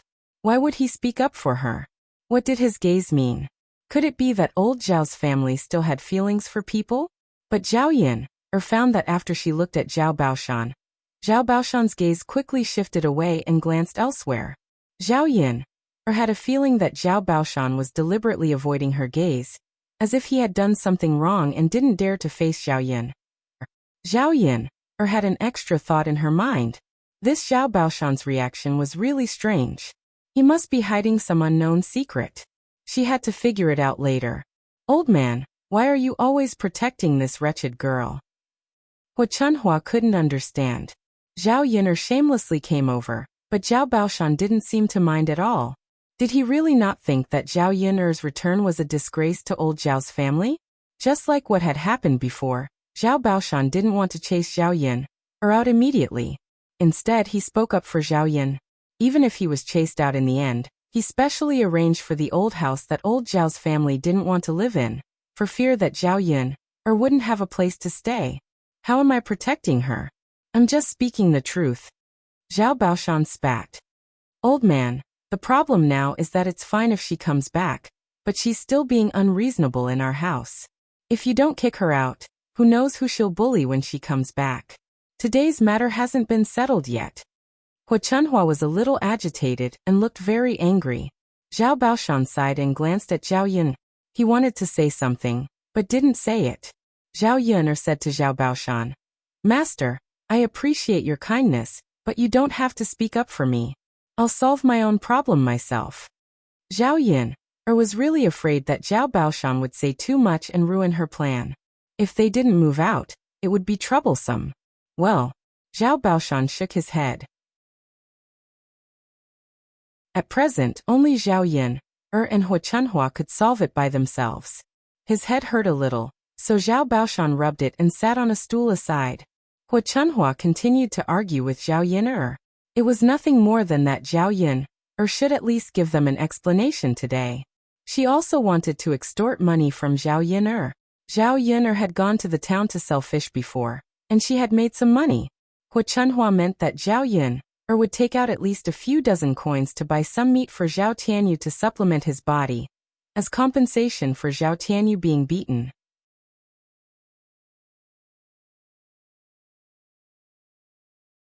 Chapter 154. Beating up Zhao Yin'er didn't seem to be a big deal. At most, she would be able to vent her anger. In fact, she didn't gain much from it. However, after hearing what Hu Chunhua said, Li Chuiying immediately felt that if she really needed money to buy meat to eat, then she would be in for a treat. When Zhao Yin'er heard that Hu Chunhua wanted money so naturally, the corners of her mouth couldn't help but curl up into a sarcastic smile. This isn't the way to bully others. You only hit him a few times, and you want money to buy meat to eat? His butt isn't even crippled, isn't it fine? That's because it hurts. It's natural for me to hit him. If my head was hit, it would be much more serious than his butt, right? Then will grandma and second aunt send a pig over to nourish my body? Zhao Yun'er's rebuttal made Hu Chunhua speechless for a moment. After all, this was indeed a little bit of a scam. Zhao Yun'er sneered and said, "If you really want my money to buy meat to nourish your body, that's fine. However, you have to ask Zhao Tianyu to come over and continue to hit me. If he is injured or crippled, I will pay for it." "You wretched girl, forget it if you don't want to pay for it. Then, I will teach you a lesson right now." Hu Chunhua was anxious and ordered Zhao Wenshui, "Lao Sen, hurry up and catch this little bitch." "Mother." Zhao Wenshui looked at Chunhua and had an unwilling expression on his face. "I asked you to catch this wretched girl. Why are you dawdling so much? Lao Sen, come over and help me." "Mother, forget it. This is not a small matter. Next time, we won't ask Yun'er to come over." Zhao Yun'er's eldest uncle Zhao Wenshi said. Old Zhao's fourth son, Zhao Wentao, also persuaded. "Yes, mother, this is such a small matter. Moreover, this matter is not Yun'er's fault.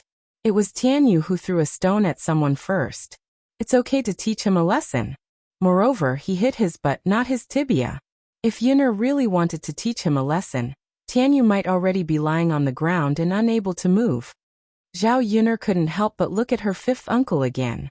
It was rare that old Zhao's family had such a sensible person who dared to speak up. However, he was much better than her father, who was scared to stand aside when he saw Hu Chunhua was angry. Most importantly, he spoke up for her. Zhao Yun'er had a good impression of Zhao Wentao. Zhao Wentao's words made Li Chuiying unhappy. "Lao San, what are you talking about? Are you saying that my Tianyu is wrong?" "Second sister-in-law, I know you don't like my words, but this matter is indeed your Tianyu's fault. Children may be mischievous, but throwing stones at people is wrong. If you protect Tianyu like this, you will only harm him in the future. There is an example in the village next door. When he was a child, his family didn't care about him and applauded him. When he grew up, he directly became a hooligan, and in the end he used a knife to kill people. In the end, he was caught and beheaded by the authorities. Tianyu is still young and can be educated. Naturally, we should let him know what he can and can't do now." Zhao Wentao's words were clear and persuasive with examples. Li Chuiying couldn't refute these words. Zhao Yun'er couldn't help but sigh. This fourth uncle of hers had good values and could be so good at educating children. He must be a good person.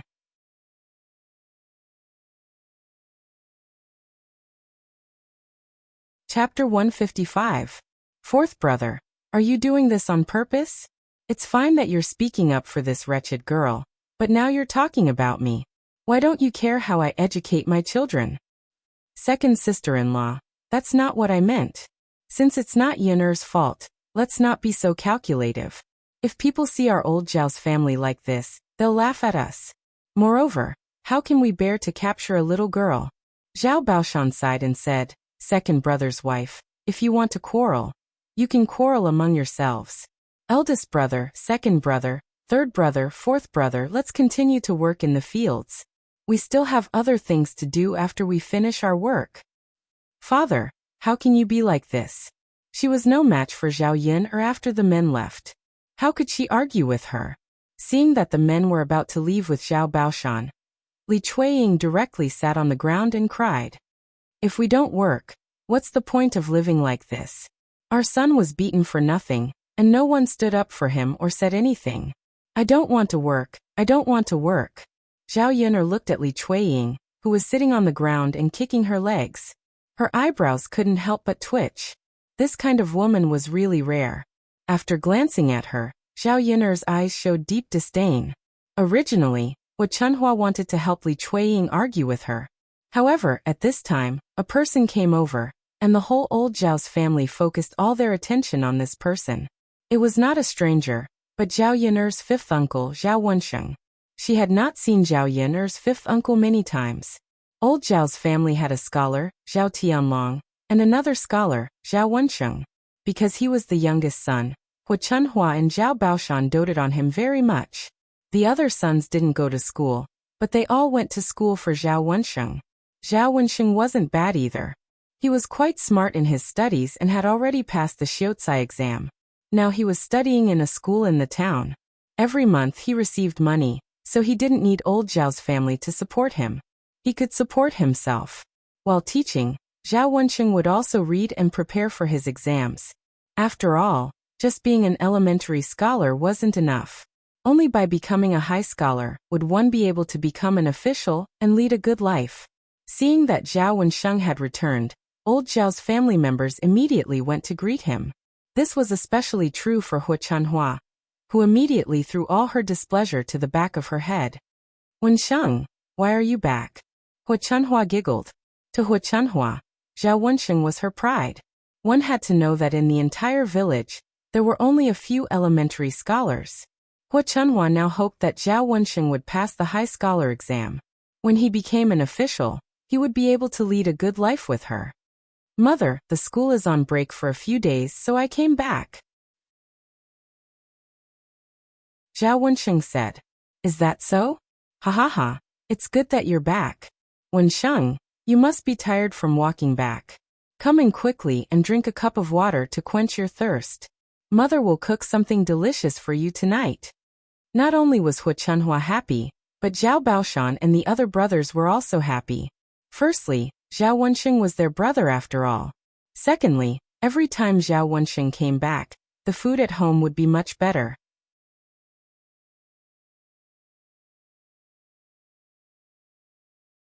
Chapter 156. Hu Chanhua was a stingy person, so she wouldn't change the food at home. Now that Zhao Wensheng was back, they could eat better food. "Okay, Mom." Zhao Wensheng smiled at Hu Chanhua. Maybe it was because of his studies. Zhao Wensheng had the temperament of a scholar. He looked elegant, which was completely different from the rough men in the countryside who did rough work. Zhao Yin glanced at her fifth uncle. He was only 25 or 26 years old. He wasn't very old. However, in the countryside, men at her fifth uncle's age were all married. Zhao Wensheng's marriage was delayed because he was studying. After he passed the Xiaocai exam, he felt that marriage was troublesome. Because of his family, he would be distracted more or less. He wanted to wait until he passed the Jiren exam. Therefore, his marriage was delayed until now. Zhao Wensheng walked into the house, and Hu Chanhua asked Li Chueying to go to the kitchen to get some water. "Second brother's wife, get a pot of water. Your fifth brother is back. Help him quench his thirst." Li Chueying saw that Hu Chanhua had forgotten what had just happened, so he said to Hu Chanhua with a crying face, "Mom, Yaner." Before Li Chueying could finish, he was stopped by Hu Chanhua. "Your fifth brother is back. Hurry up and get some water. Nothing is more important than your fifth brother's return." Obviously, Hu Chanhua didn't want to help Li Chueying anymore. Li Chueying stamped his feet unwillingly. "Oh, Before Li Chueying turned around to go to the kitchen, he glared at Zhao Yaner. Anyway, he couldn't just let it go like this. The corners of Zhao Yaner's mouth pulled out a smile, with a bit of provocation. "I'm not afraid of you." After returning home from old Zhao's house, Zhao Yaner was in a good mood. Although they had encountered a strange situation, the separation of households was a good start. If she separated from old Zhao's family, she would really cut off all ties with old Zhao's family. Then everything she had would have nothing to do with them. Otherwise, no matter how much money she made now, she would still be the target of old Zhao's family in the future. Zhao Yaner went back to her home. In the afternoon, she took care of the vegetable garden, fertilized it, and watered it a little. The seeds that she sowed had already sprouted some buds. Zhao Yaner then went to the foot of the mountain in the field. There were no vegetables at home, so she could only bring some wild vegetables to eat. Fortunately, it was spring and there were many kinds of wild vegetables. Zhao Yaner searched for a while and picked half a basket of wild vegetables. Just as she was about to go back, she saw a red figure and a gray figure in the forest. Zhao Yaner seemed to have heard a scream. She wondered if something had happened, so she walked in the direction of the sound. When Zhao Yaner walked closer, she found that the person in red was Xiao Hong, and the person in gray was Lu San, who had peeped at Zhao Yaner taking a bath. Lu San stood in front of Xiao Hong with a flirtatious smile on his face. "Xiao Hong, you're really beautiful. No woman in the village is as beautiful as you." "Lu San, what do you want?" Xiao Hong looked at Lu San in horror. At home, She had also heard some rumors and slanders behind her back. Lu San was very lecherous. She couldn't afford to provoke him. There were many girls in the village who had been defiled by him.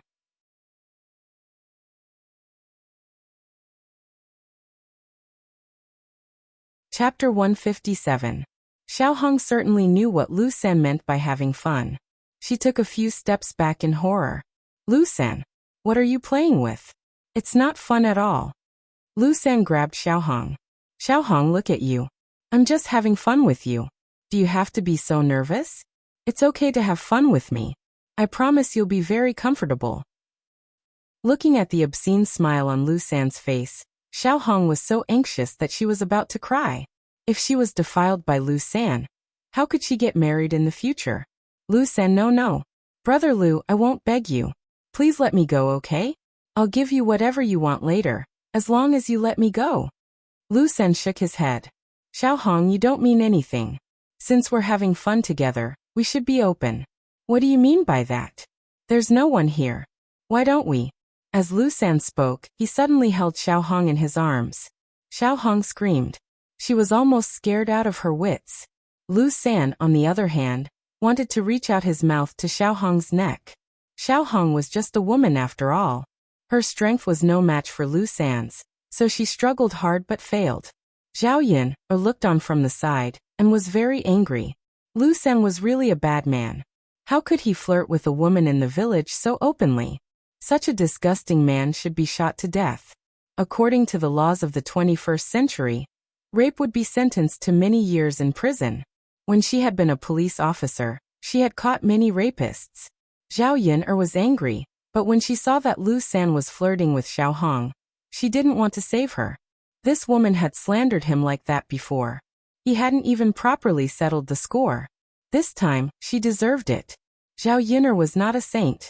She had a sense of justice, but that was a habit she had developed after being a police officer for many years.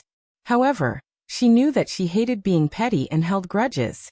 If others had done her wrong in the past, she would make them pay for it. After thinking for a while, just as Zhao Yin was about to turn around and leave, she accidentally stepped on a branch on the ground and made a cracking sound. The sound was so loud that even Lu San and Xiaohong heard it. Xiaohong and Lu San both looked at where Zhao Yin was. When he saw Zhao Yin, Lu San's hand movement paused. As for Xiaohong, after some unusual emotions flashed in her eyes, she immediately looked pitifully at Zhao Yin. Sister Yin, save me. Zhao Yin touched her forehead. Now she couldn't run away even if she wanted to. If Xiaohong hadn't seen her, it would have been fine. Now that she had seen her and asked her for help, if she really left Xiaohong behind and didn't save her, it wouldn't be good. After all, if Xiaohong was defiled, this matter would become a big deal. If Xiaohong said that she had seen it, she would be drowned in the spittle of the villagers. Zhao Yin felt very helpless at this moment. She looked at Lu San, and then at Xiaohong. Sister Yin, it was me before. I apologize. This time please save me, okay? When Xiaohong said that, tears flowed down from the corners of her eyes.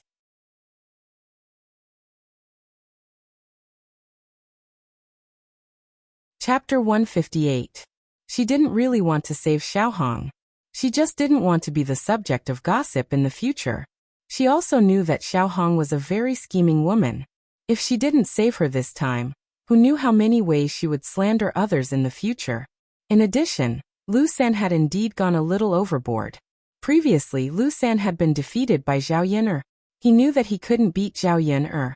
Seeing that Zhao Yin wanted to intervene again, he looked at Zhao Yin with some fear. Zhao Yin, this has nothing to do with you.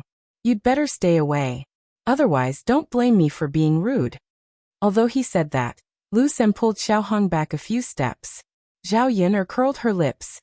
Then why aren't you being polite? If you don't let Xiaohong go, then I'll shout.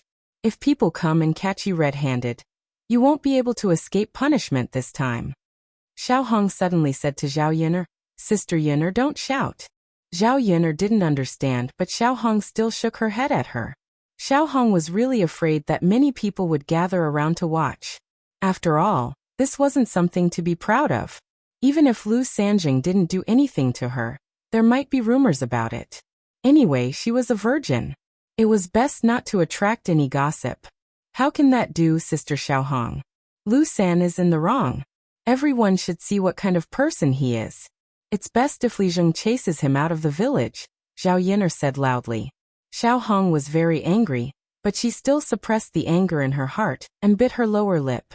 Lu San was really intimidated by Zhao Yin'er. He couldn't beat Zhao Yin'er. Now that Zhao Yin'er said that, he was afraid that people would really come. The consequences of being caught on the spot weren't ordinary. After thinking about it, Lu San angrily pushed Xiaohong out. It's boring. I don't want to play anymore. After Lu San finished, he was afraid that Zhao Yin'er would catch up with him, so he ran away quickly. Looking at Lu San running faster than a rabbit, Zhao Yin'er's mouth evoked a sneer. This Lu San is not as bold as he looks on the surface. I am still afraid that he will really cause trouble. Seeing Lu San leave, Xiaohong's tense heart finally relaxed a lot. But because she was too scared, Xiaohong couldn't help but sob. Are you alright? Zhao Yin'er walked over and asked faintly. She still did not have a good impression of Xiaohong. Even though she looked pitiful, she still did not have a good impression of her. Sister Yin'er, thank you so much for what you did today. If it hadn't been for you, I don't know what I would have done. If I had been raped by Lu San, I wouldn't have been able to live anymore. Xiaohong cried pitifully. Zhao Yin'er stood aside. She didn't know how to comfort her, nor did she want to comfort her. Xiaohong said again, Sister Yin'er, I misunderstood you last time. You won't blame me, will you? I apologize to you now. Thank you for saving me today. I'll ask my parents to send you some things later. I know it's hard for you to raise a child alone. Xiaohong seemed to be very close to Zhao Yin'er at this time. If it weren't for the previous incident, Zhao Yin'er would probably think that Xiaohong was a good girl. She seemed to be a considerate girl, especially her eyes, which were glistening with tears.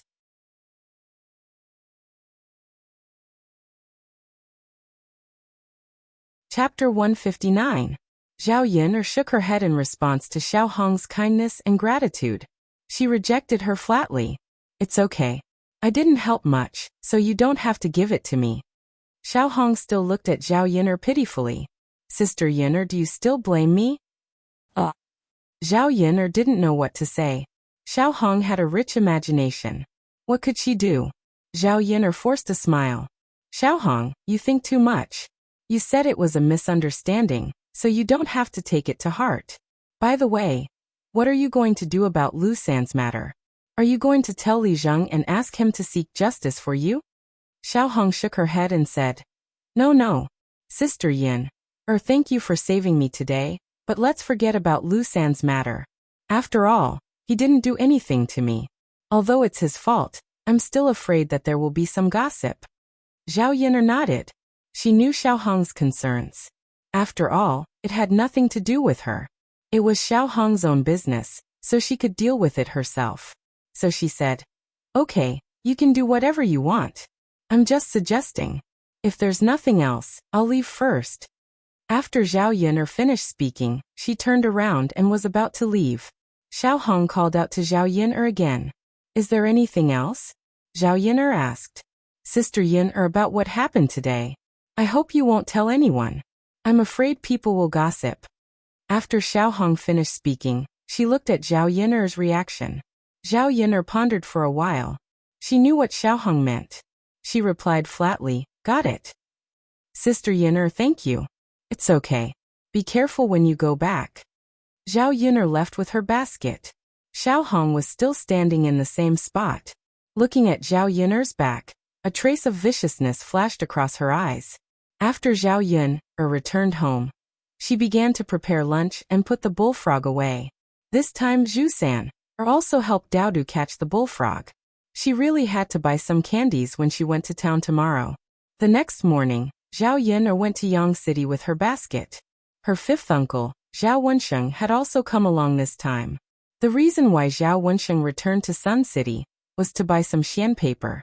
When he was in town, he used ordinary paper, but for people who liked calligraphy, the best way to write was to use rice paper. However, xian paper wasn't cheap.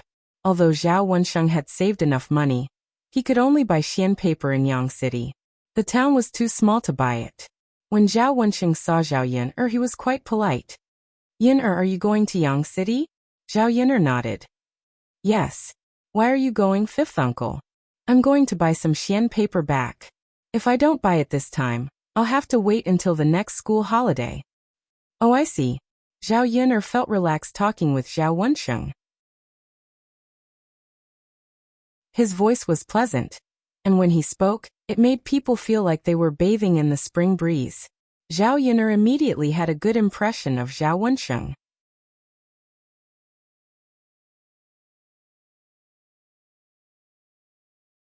Chapter 160. Although Zhao Wensheng made a lot of money, he still needed to buy some books, brushes, ink, paper, and inkstone, so he spent a lot of money. Therefore, Zhao Yin'er couldn't accept Zhao Wensheng's money, but she accepted Zhao Wensheng's kindness. Maybe because Zhao Wensheng's age is only 7 or 8 years older than her. The difference is not big. Or maybe because Zhao Wensheng is a scholar and has more knowledge. Zhao Yin'er and Zhao Wensheng talked very congenially, laughing all the way. She was living a better life now, and she didn't want other people's help. She thought Zhao Wensheng was a scholar and would be very rigid, but Zhao Wensheng could tell jokes from time to time. Zhao Yin'er really had a new understanding of her fifth uncle. The women in the carriage became interested in Zhao Wensheng. After all, Zhao Wensheng was a scholar. They felt that he would be a good worker if he taught in the town. It was much better than doing farm work in the village. Therefore, they started to chat with Zhao Wensheng. Wensheng, why aren't you married at your age? Your mother didn't help you find a wife. Why don't I introduce some to you? My eldest niece is 17 years old today. She's pretty and diligent. Wensheng, my niece is 16 years old this year. Although she's a little older than you, it doesn't matter. I'll introduce her to you later. As long as you like each other, it's fine. Facing these women's enthusiasm, Zhao Wensheng was a little embarrassed and unaccustomed. Zhao Wensheng smiled at those women. Well, thank you for your concern, but I don't plan to get married now. Wensheng, I don't want to criticize you, but look at you. You're already so old. In our countryside, there are few people like you. You're about to get married when you're 25 years old. Yes, otherwise it'll be difficult for you to get a good girl at your age. Zhao Yin'er sat aside and sympathized with Zhao Wensheng.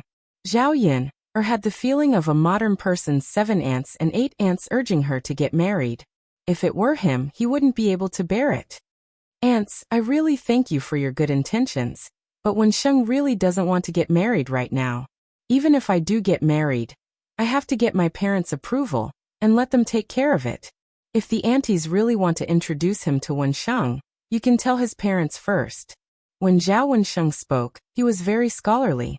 After reading for a long time, he had developed such a habit of speaking. Haha, that's true. Auntie should go back and talk to your parents. Zhao Wensheng's words caused these women who were originally pestering him to stop talking. Zhao Yin'er couldn't help but smile. It seemed that her fifth uncle was quite clever. After the carriage arrived at Yang City, Zhao Wensheng pulled Zhao Yin'er to the breakfast shop to have breakfast. Fifth uncle, there's no need. You can eat. I'll treat you to a meal. I haven't had the chance to treat you before, Zhao Wensheng insisted. Zhao Yin'er saw Zhao Wensheng's attitude and nodded. All right then, fifth uncle. You can treat me this time. When I earn money in the future, I'll treat you to a meal when I treat you. Of course.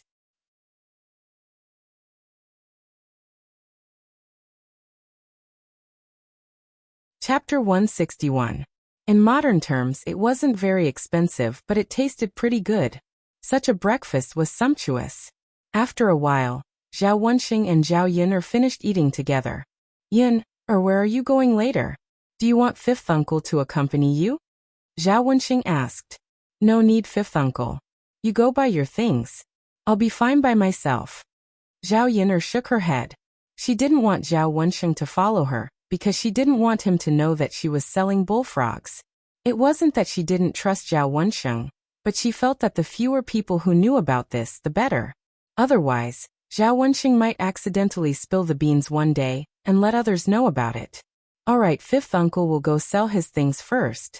If you're better, we'll meet up at old man Hu's place. Okay, fifth uncle. The two of them parted ways. Zhao Yun walked around with the basket on her back. After confirming that no one was following her, she turned to Fulian restaurant. The reason why she was so cautious was because she was afraid that someone would follow her. Some women in the countryside were still very evil and couldn't bear to see others doing well. She came to town with the basket on her back and the bullfrogs at the bottom. However, she put some wild vegetables on top to cover it up, making people think that she came to Yang City to sell these things. When she arrived at Fulian restaurant, the manager, Sun Zhongquan, welcomed her warmly. Miss Yun, you're here. Looking at Sun Zhongquan's enthusiasm and the smile on his face, Zhao Yun roughly guessed that her bullfrogs had been praised well by the customer. Manager. Zhao Yun also greeted Sun Zhongquan. Zhao Yun walked over and put down the basket on her back. Then she took out the bullfrogs. The bullfrogs she brought over today were a little more than last time. The children caught more bullfrogs yesterday. Sun Zhongquan took it with a smile and immediately instructed the restaurant chef to prepare it. The customer who tasted the bullfrogs yesterday specially came over today and ordered this dish. At this time, Sun Zhongquan didn't have any ingredients here, so he was very anxious. Zhao Yun brought bullfrog over and heaved a heavy sigh of relief. Miss Yun, quickly come in and have a seat. Sun Zhongquan's enthusiasm indicated that he could start discussing business with Zhao Yun. Zhao Yun nodded, and the two of them went to a small compartment in the restaurant. Miss Yun, this bullfrog is not bad for the time being. The customers like it very much. They say that they have never eaten it before. I reckon that your bullfrog will attract a lot of customers in the future, so I want to settle this business with you, Sun Zhongquan said. His attitude was sincere, and he was willing to cooperate. Zhao Yun was also a little excited.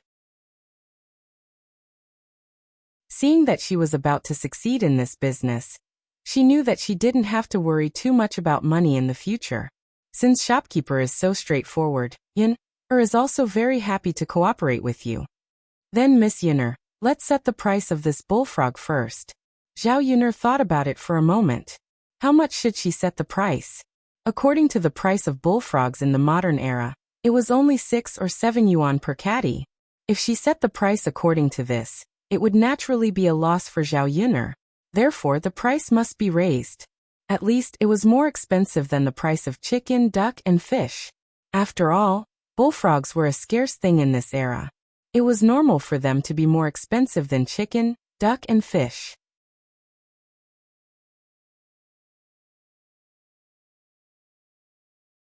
Chapter 162. After Zhao Yun finished speaking, Sun Zhongquan was silent for a while. He seemed to think that the price quoted by Zhao Yun was a little too expensive. Zhao Yun persuaded. Manager, you know that the rarer the thing, the more expensive it is. I don't have a lot of bullfrogs. I can only send you 20 kilograms of bullfrogs at most, and I can only make 40 plates. Miss Yun, I understand what you're saying, but can't you lower the price? In fact, it's only a few coins higher than the price of pork. It's really not expensive. I can't give you the price of pork. You must have sold a lot of pork today. If the price of this thing is the same as the price of pork, you won't be a rare thing, right? Sun Zhongquan couldn't refute Zhao Yun's words. The rarer the thing, the more expensive it was. If it was really a good thing, it wouldn't be excessive to raise the price. Besides, the customers did like Zhao Yun's bullfrogs. The price of the ingredients was raised a little, but the price of a plate of Sun Zhongquan's dish was far more than that. After thinking for a while, Sun Zhongquan said, Okay, Miss Yun, let's settle it like this. I'll give you 20 coins for 500 kilograms of bullfrogs. You can send me as many as you have in the future. Great. Zhao Yun nodded in agreement. She was very happy to cooperate with Sun Zhongquan. Sun Zhongquan took out a pen and ink and began to write a document.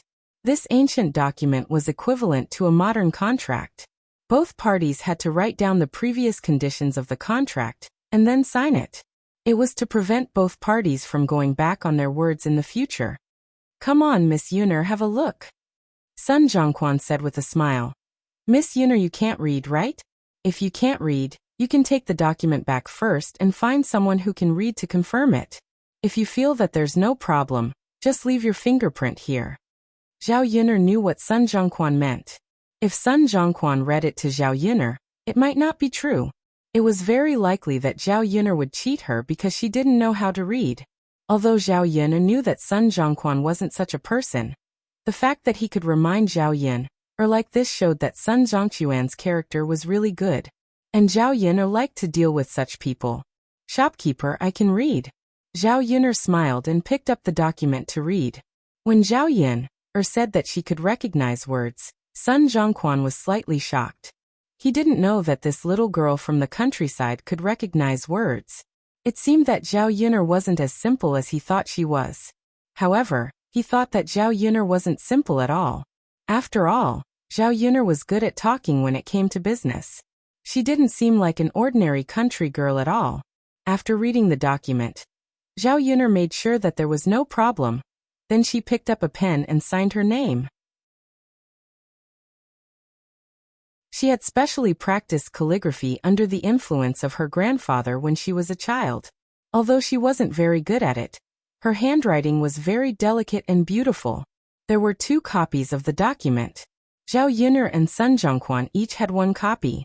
Miss Yun'er, it's a pleasure to cooperate with you. How many kilograms of bullfrog did you send today? I'll go to settle the bill now.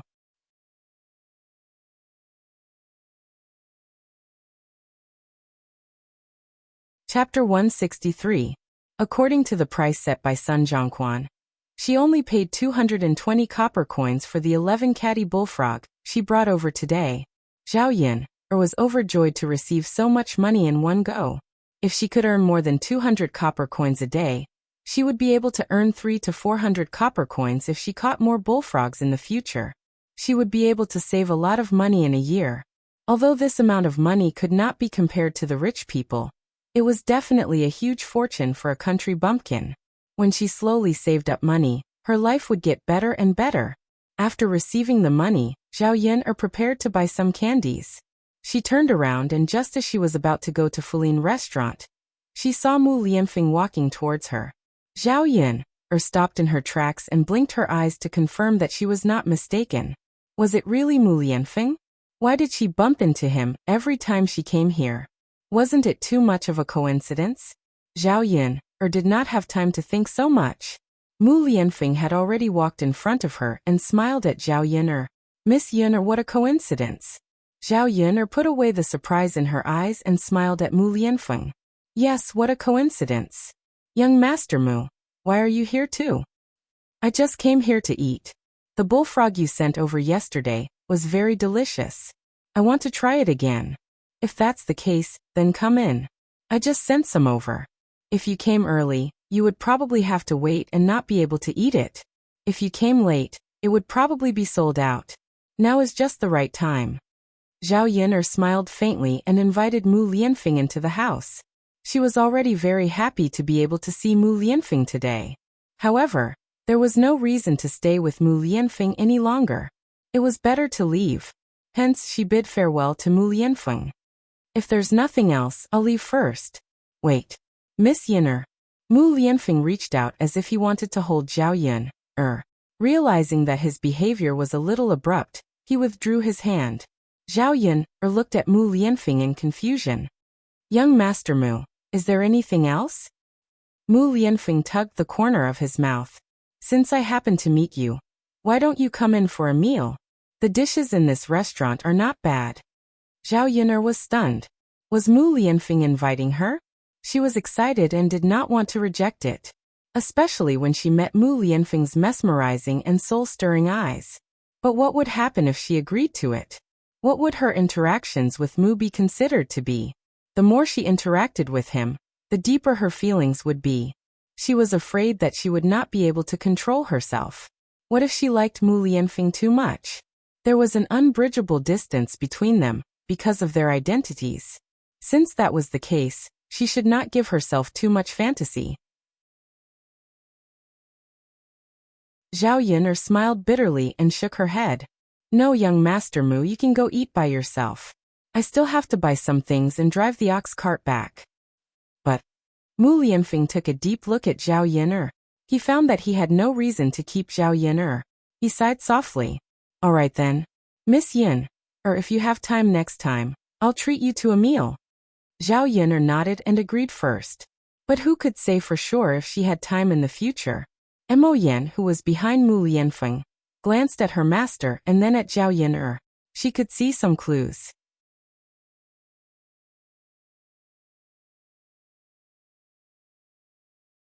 Chapter 164. He had clearly been waiting at Feline restaurant for quite some time. When he saw Zhao Yun'er come out, he hurried over and pretended to run into her by coincidence. This was the first time he had seen someone go through so much trouble. After all, Mu Lianfeng was the most handsome man in Yang City. His status was extremely high as well. Even the young ladies of the capital would be infatuated with Mu Lianfeng. However, he had never looked at any woman properly. Now for a woman he had come so early to wait for her. He had even gone through so much trouble to come up with an excuse to invite her to a meal. In the end, she had rejected him without even letting out a fart. Heavens! Mo Yin rubbed his forehead. Was this really the master he knew? If he liked a woman, he would chase her without hesitation? Even he felt anxious for him with such efficiency. Of course, Mo Yin did not consider Zhao Yun'er's status or who he liked. He supported Mu Lianfeng to be with any woman. Thinking about how Murong Shuang was so unruly despite her status, Mo Yin still felt that Mu Lianfeng should find a slightly more ordinary woman. Status was not a problem. The main thing was that he liked her and was gentle and considerate. Otherwise he would not have married a wife, but an ancestor. However, Mo Yin glanced at Zhao Yun'er a few more times. Why did this woman seem so familiar? He felt like he had seen her somewhere before, but he could not recall where. Cough cough. Mo Yin coughed twice. Once Zhao Yun'er was a few hundred meters away, Mo Yin whispered to Mu Lianfeng, "Master, I'm not trying to criticize you, but if you like her, you should be a little more domineering. You finally found an opportunity, but she rejected you with just a few words." Mu Lianfeng glanced at Mo Yin. Mo Yin immediately stood up straight and stopped talking. His face also became cold again. Fine, fine, fine. He should not have said it. However, with his master like this, he could guarantee that chasing a girl like this would not work. Hiya! Out of the way, out of the way! A few horses suddenly appeared not far away. The girl in front was dressed in red and held a long whip in her hand. Her beautiful hair fluttered in the wind. The way he spurred the horse was very handsome. The woman was none other than Murong Shuang, and the one riding behind her was her maid. When Zhao Yun'er left, she was thinking about something. Her mind was filled with Mu Lianfeng and the disappointment in Mu Lianfeng's eyes when she rejected him. Wasn't this man's attitude towards her a little too good? They had only met by chance, and could not even be considered good friends. Why was he acting like this? Zhao Yun'er did not notice Murong Shuang's voice because she was thinking about all these messy things in her mind. By the time he reacted, it was already too late to dodge. Even though Murong Shuang managed to pull back the whip in time, Zhao Yun'er was still severely injured. His entire body fell to the ground. His knees were red and swollen. The skin was scraped and bleeding. Murong Shuang did not feel guilty at all. Instead, she scolded Zhao Yun'er. "Are you blind? Or are you deaf? If you know that I'm coming, you should get lost as far as you can." Murong Shuang's arrogant attitude made Zhao Yun'er a little angry. Was it really okay to be so unreasonable?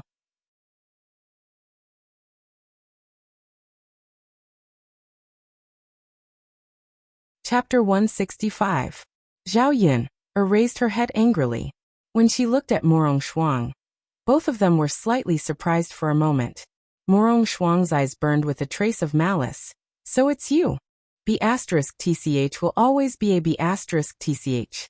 Murong Shuang felt that this was just the right time to teach Zhao Yun'er a good lesson. She still hadn't gotten her revenge from last time. Just as the whip in her hand was about to fall on Zhao Yun'er, it was caught by Mu Lianfeng. Murong Shuang looked at Mu Lianfeng in surprise and asked, "Cousin, why are you here?" Mu Lianfeng snorted softly. "Shuang, or are you always so cruel? I've misjudged you."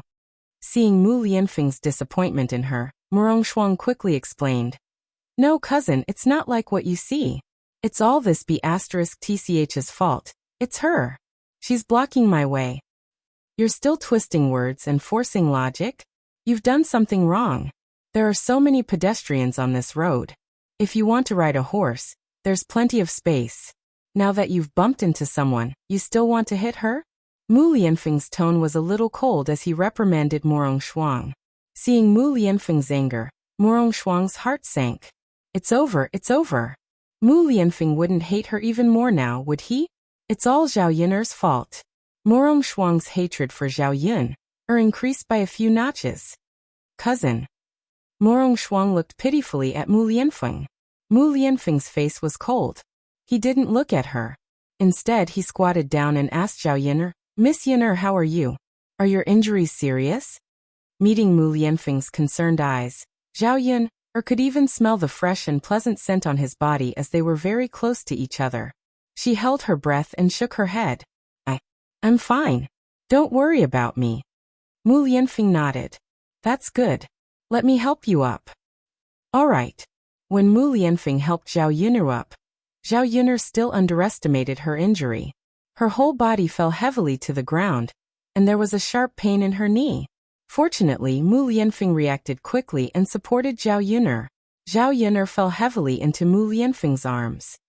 Is it very painful? Mu Lianfeng's concerned voice rang in her ears again. Morong Shuang, who was sitting on horseback, was about to explode in anger. B*TCH, B*TCH, he did it on purpose. How shameless of her to approach Mu Lianfeng in such a way. I don't think my leg can walk, Zhao Yun'er whispered. Mu Lianfeng lowered his head and looked at Zhao Yun'er's leg. It looked a little serious. He quickly took out his handkerchief and wrapped Zhao Yun'er's leg. Then he said to Zhao Yun'er, I'll take you to the clinic to treat it. Otherwise, it won't be good if the situation worsens. Zhao Yun'er nodded in agreement. She thought that Mu Lianfeng would just help her over. She didn't expect that Mu Lianfeng would actually carry her. The moment her legs left the ground, Zhao Yun'er's mind went blank for a moment. Mu Lianfeng actually carried her? And in front of everyone? Her face couldn't help but redden. Was she dreaming? If it wasn't for the pain in her leg, she really would have thought that she was dreaming. Cousin. Morong Shuang shouted at Mu Lianfeng unwillingly.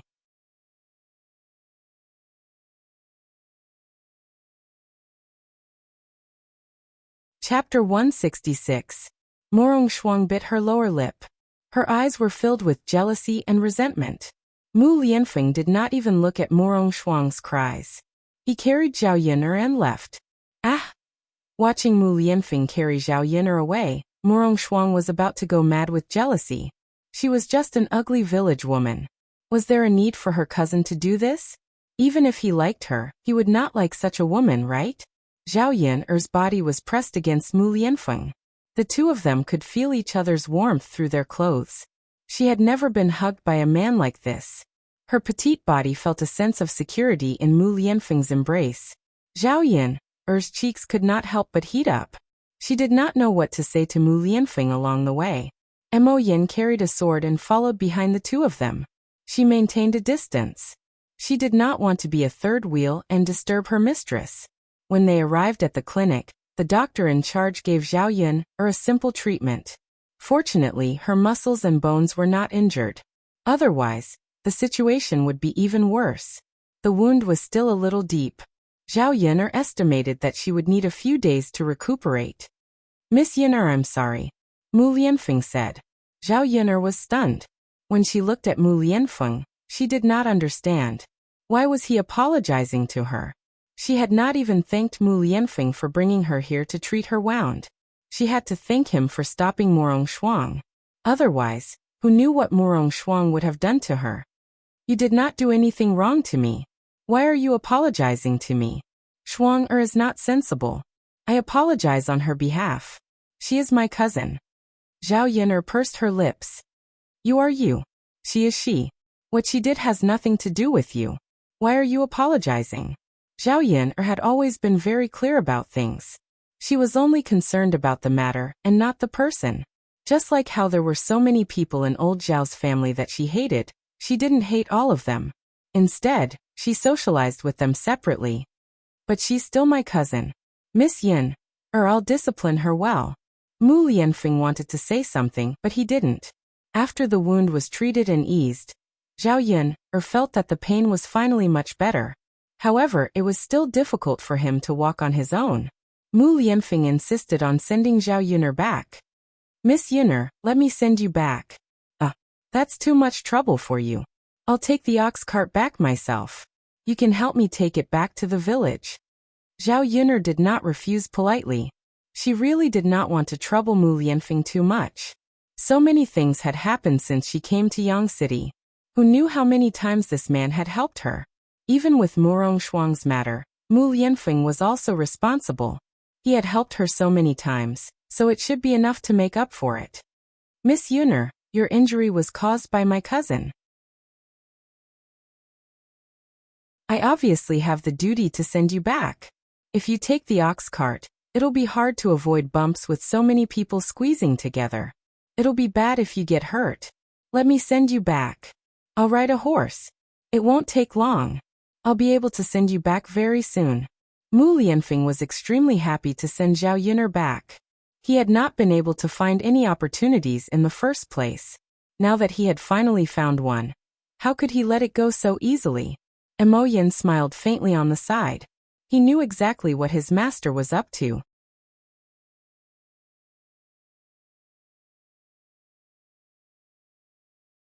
Chapter 167.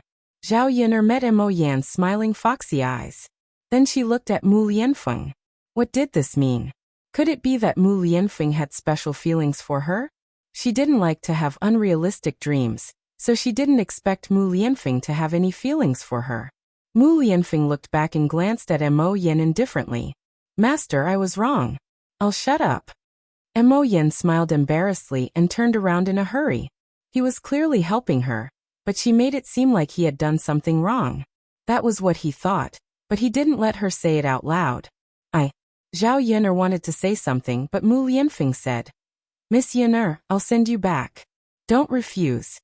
His tone was domineering and undeniable. Zhao Yuner's heart trembled. She nodded. Then I'll have to trouble you, young Master Mu. She was still a little greedy for the feeling of being with Mu Lianfeng.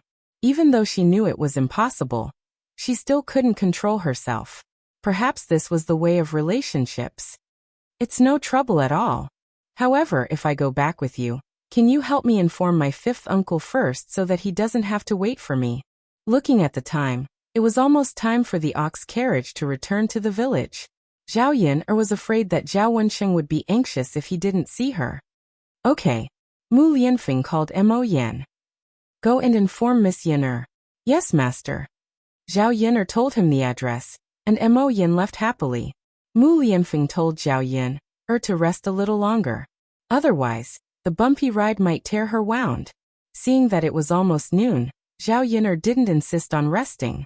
If she went home too late, Douda would be anxious again. Thus, she said to Mu Lianfeng, Young Master Mu, please send me back now. Mu Lianfeng nodded and found a horse for Zhao Yuner to get on. After helping Zhao Yuner onto the horse's back, Mu Lianfeng flipped over and jumped onto the horse's back. The two of them sat on the same horse. Zhao Yuner was surrounded by Mu Lianfeng. His whole body was close to her. Wasn't this posture a little too intimate? Miss Yuner, are you seated properly? If you sit tight, we'll start walking. Mu Lianfeng asked. His warm breath blew on Zhao Yuner's ear, making it a little itchy. Zhao Yuner nodded. All right, Mu Lianfeng replied. A pair of beautiful hands stretched out from behind Zhao Yuner and grabbed the whip. Hiya! Mu Lianfeng squeezed the horse's belly with his legs. The horse galloped out quickly. It was Zhao Yuner's first time riding a horse. The bumpy feeling on the carriage made her a little uncomfortable. Her body was bumpy. Fortunately, Mu Lianfeng was there to protect her. She wouldn't have fallen off the horse. Along the way, Zhao Yuner didn't know what to say to Mu Lianfeng. The two of them rode on the horse. When they were about to reach the entrance of the village, they met Father Hu's ox cart. Isn't that Yuner girl? Why is she riding a horse with a man? Tisk. Although they were surprised, many women still felt a little jealous when they saw Zhao Yuner riding a horse. Mu Lianfeng, who was behind Zhao Yuner, was handsome and dressed luxuriously. At a glance, one could tell that his identity was not ordinary. Such a person was actually with Zhao Yuner. They didn't know how Zhao Yuner knew Mu Lianfeng.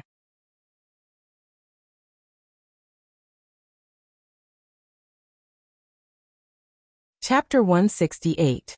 That's right. How could she do something so immoral? Which girl is like this? It's not like he's her man. How could she get so close to him? Exactly. But it's normal for her to be shameless. After all, it's normal for her to get pregnant before marriage. Why wouldn't she do something like this? That's right. It's okay to get pregnant before marriage. There's nothing else she wouldn't do. Zhao Wensheng, who was sitting in the carriage, felt very uncomfortable when he heard these people talk about Zhao Yuner like this. His niece was clearly not like what these women said. Auntie's Yuner is not like what you said. Can you not talk about her like that? Zhao Wensheng's voice became more severe. The women looked at Zhao Wensheng and were stunned. But they didn't continue to speak. If it was someone else who said this, they probably wouldn't care. But Zhao Wensheng was a scholar after all. They still wanted to marry Zhao Wensheng, so it wouldn't be good to offend him. If he passed the imperial examination in the future, and became a high-ranking official, it wouldn't be good to offend him. Zhao Yun, and Mu Lianfeng rode away under the strange gazes of these women. Zhao Wensheng was also curious about who the man behind Zhao Yun was. Of course, he could tell that this man's identity wasn't ordinary.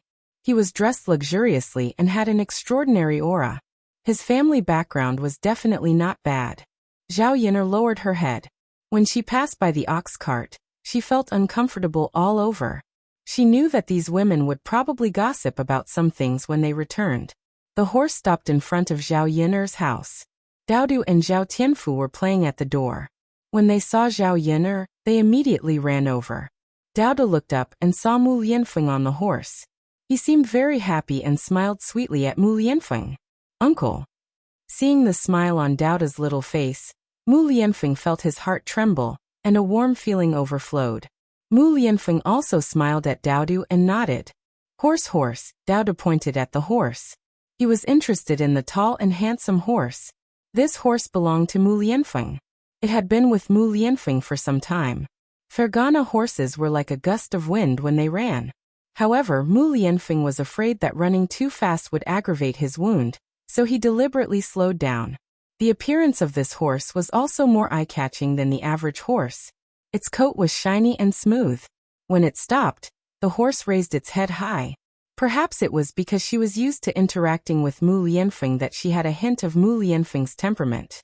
Mu Lianfeng dismounted from his horse in a dashing movement. Then he helped Zhao Yuner down. Come Yuner, I'll carry you down. Zhao Yuner was a little embarrassed in front of a child. After looking at Daodu, she looked at Mu Lianfeng. It's easy to get hurt when you get off the horse. Let me carry you down. Okay. Zhao Yuner knew about her injury. She wanted to persevere, but she didn't have the ability. She couldn't joke around with her body. If she accidentally got off the horse and hurt herself again, she didn't know how long she would need to rest. Come. Mu Lianfeng stretched out his hand and supported Zhao Yuner. Then, he gently carried her down. Her petite body looked like it was effortless for Mu Lianfeng to carry her. Mother, what's wrong? Daoda looked at Zhao Yuner and asked in confusion.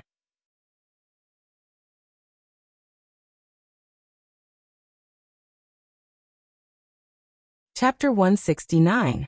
Zhao Yuner said. Daoda frowned when he heard that. He looked at Zhao Yuner with worry in his eyes. Mother, how did you get hurt? Are you okay? I'm fine. Daoda, don't worry. Mother will be fine after some rest. Zhao Yuner comforted. Although Zhao Yuner said so, Daoda was still worried and frowned.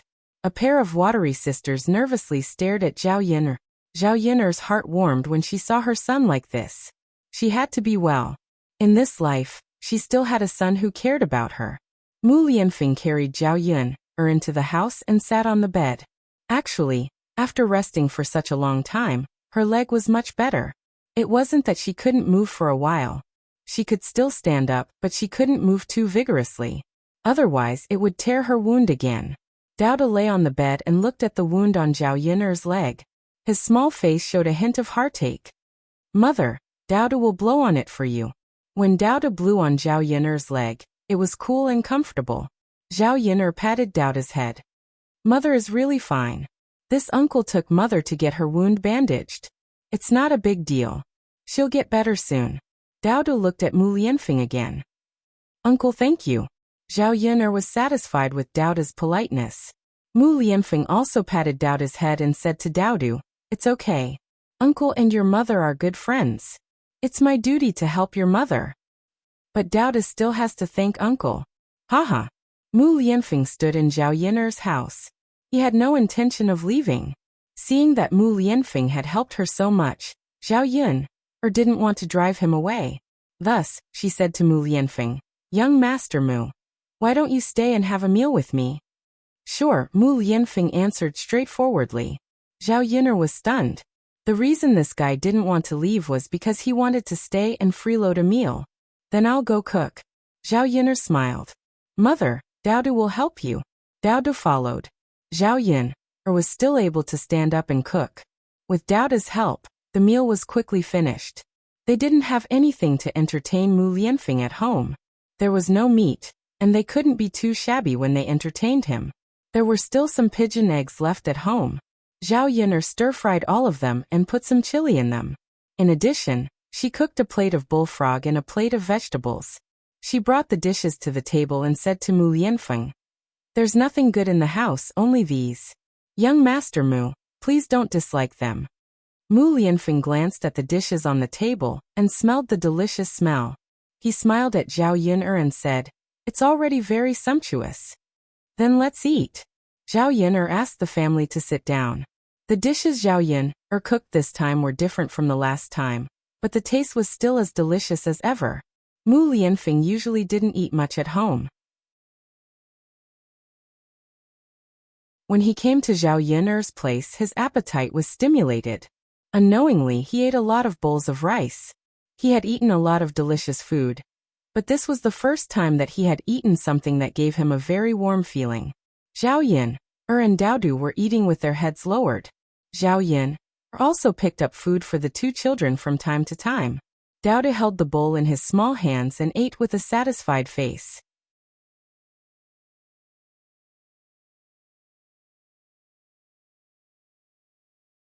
Chapter 170. At this moment, he seemed to feel that Zhao Yun'er was his wife and Dowdu was his child. Their family was eating at the same table and living such a peaceful and warm life. Mu Lianfeng was a little absent-minded for a moment. Zhao Yun'er raised her head and met Mu Lianfeng's eyes. His gaze was a little hot. Zhao Yun'er blushed slightly and coughed softly to signal Mu Lianfeng. Mu Lianfeng finally reacted and was a little embarrassed. Mu Lianfeng didn't know how to explain. Let's eat, Zhao Yun'er said. They could only rely on eating to resolve the awkwardness between the two of them. After eating, Zhao Yun'er cleaned up the dishes on the table. Zhao Tianfu insisted on helping Zhao Yun'er wash the dishes. Seeing that Zhao Tianfu was sensible, Zhao Yun'er didn't insist and let Zhao Tianfu wash the dishes once. After eating and drinking to his heart's content, Mu Lianfeng stood in the courtyard of Zhao Yun'er's house. Standing outside, he could smell the fragrance of flowers and plants. Zhao Yun'er's house was a little shabby, but this simple environment made people feel very comfortable. Without the constraints of tall buildings and courtyard walls, a carefree rural life could immerse his heart in his heart. How good would it be if he could live such a life? However, this kind of peaceful life was an extravagant wish for him. Dowda stood behind Mu Lianfeng and asked sweetly, Uncle, what are you thinking about? Mu Lianfeng turned his head and squatted down. Uncle is not thinking about anything. But Dowda saw that Uncle is not talking. Uncle is just looking around. Your house is so beautiful. It's all Mother's doing. Dowda smiled. Looking at Mu Lianfeng's horse lowering its head to eat vegetables, Dowda walked over and squatted in front of the horse to watch it eat. Dowda looked at it with a serious expression. Mu Lianfeng's horse wasn't afraid of strangers. Even if Dowda was there, it still ate leisurely. Dowdu, do you want to ride a horse? Mu Lianfeng walked over and asked Daoda's small body.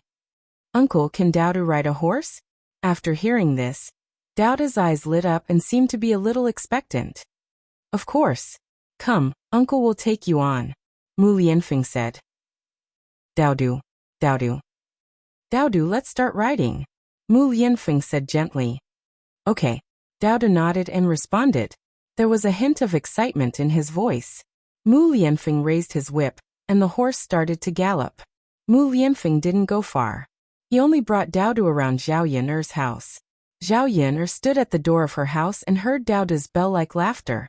She looked over and saw Mu Lianfeng riding a horse with Daodu. Perhaps because Daoda liked this feeling, his little face was full of excitement. Mu Lianfeng's horse didn't gallop very fast. The two of them sat on the horse's back. From a certain angle, the two of them looked surprisingly similar.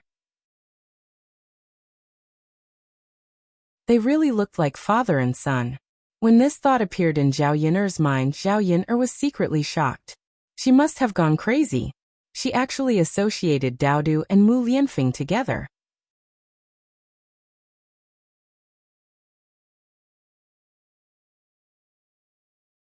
Chapter 171. However, when she looked at Daodu and Mu Lianfeng together, they really did look like father and son. Zhao Yun'er knew that when a child was young, in addition to having a mother, they also had to have a father. After all, it was impossible for a person to have two roles. A woman's personality was never like a man's. If Daodu was always with her, it would be easy for him to develop a girl's personality under her influence. Mu Lianfeng ran for a while with Daodu before coming down. Mu Lianfeng flipped off the horse and carried Daodu down. Daodu looked even smaller in Mu Lianfeng's wide arms. Daodu, do you like to ride horses? Mu Lianfeng asked. His voice was very gentle, as if he was talking to his own child. His eyes were also filled with fatherly love. Yes, Daodu answered sweetly. That's good. Now Uncle has to go back. If Uncle comes again next time, I'll bring Daodu to ride horses, okay? Yes, yes. Daodu nodded heavily. When Mu Lianfeng was about to put Daodu down, Daodu was very reluctant. He kissed Mu Lianfeng on the cheek. Daodu, be good. You have to listen to your mother. Mu Lianfeng patted Daodu's head dotingly. When the two stood together, the huge difference in height created a sharp contrast. However, the scene of the two looking at each other gave off a very cute feeling. Uncle, don't worry. Daodu is very obedient. Even if Uncle doesn't say it, Daodu will listen to Mother, Daodu said sweetly. That's good. Mu Lianfeng smiled with satisfaction, then said goodbye to Zhao Yun'er. Miss Yun'er, then I'll go back first. Zhao Yun'er nodded. Okay. Be careful on the road. All right. Although Mu Lianfeng was reluctant to leave, he also understood that he had no reason to stay. After Mu Lianfeng left, Zhao Yun'er took Daodu to rest in the house. Daodu, you're so happy that you're still smiling. Zhao Yun'er smiled as she caressed Daodu's little face. Aha, Mother, riding is so fun. Daodu really likes it. As long as Daodu likes it. Mother, Daodu likes to ride horses and he also likes Uncle Feng. When will Uncle Feng come? Looking at Daodu's expectant face, he didn't hide his love for Mu Lianfeng. Zhao Yun'er couldn't help but chuckle. This Mu Lianfeng had only come to their house twice. How did he make Daodu like him so much so quickly? Zhao Yun'er shook her head. Mother doesn't know when Uncle Feng will come, but even if he comes, there probably won't be many chances. Hearing Zhao Yun'er say this, Daodu was clearly a little disappointed. Zhao Yun'er caressed Daodu's head. Daodu, can you tell Mother why you like your Uncle Feng? Because Uncle Feng is a very good person, he's very good to Daodu and Mother. Just because of that. Also, Daodu thinks that Uncle Feng is very tall and good-looking, and he should be very rich, right? Seeing Daodu frowning and thinking hard, Zhao Yun'er couldn't help but smile. Why would Daodu say that? Because Mother said before that she would find a tall, handsome, and rich father for Daodu. Daodu thinks that Uncle Feng is like that. Daodu also likes Uncle Feng. Mother, do you think Uncle Feng is suitable? Can he be Daodu's father?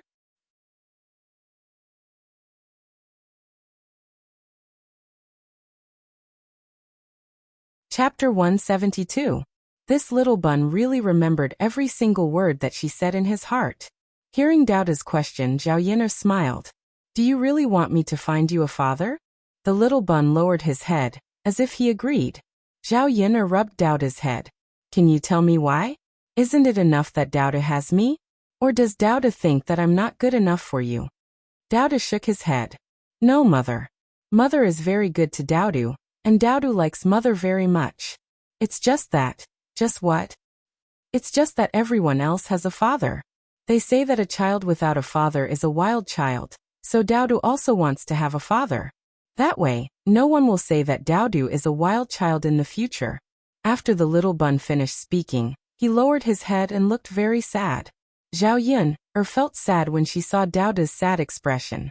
In Doubta's heart, the role of a father was not something that could be replaced by just anyone. She gently rubbed Doubta's head. Doubta has me, so how can I be a wild child? Don't worry, I'll try my best to find a father for Doubta, but your Uncle Feng. I also want him to be Doubta's father, but he might not be willing. Doubta raised his head to look at Zhao Yin'er and asked in confusion. Why is Uncle Feng unwilling to be Doubta's father? Is it because Uncle Feng doesn't like Doubta? Zhao Yin'er smiled wryly at Doubta's question. Children were still innocent and didn't understand a lot of things. Zhao Yin'er was still thinking about how to explain it to Doubta. Doubta, it's not because of you. Uncle Feng has a lot of girls behind him, and so many girls like your Uncle Feng. Therefore he might not like me. Only if your Uncle Feng also likes me can he marry me, then he can be Doubta's father. Doubta nodded, but he didn't fully understand. Oh mother, do you like Uncle Feng? Ahem. Well, Zhao Yin'er didn't know how she should answer. Did she like him? Of course she liked him. Mu Lianfeng was such an outstanding man. How could she not like him? As long as a woman saw him, she would be enchanted. He had a charming temperament that could take people's souls away. Doubta saw that Zhao Yin'er was silent, so he continued. Then mother also likes Uncle Feng. Mother, Doubta will work hard in the future to make Uncle Feng like mother. I will help mother chase after Uncle Feng, and make Uncle Feng be Doubta's father in the future. Zhao Yin'er was really amused by Doubta. It was the first time that she saw a little boy vowing to help his mother make other men like her. However, when she saw that Doubta couldn't wait to find a father, Zhao Yin'er fell into deep thought again. Who was Doubta's father? Why did the original owner get pregnant before marriage? Although she had inherited the original owner's memory, when she tried to recall anything about Doubta's father, her head couldn't help but hurt. She couldn't remember anything at all. The original owner purposely forgot about this matter.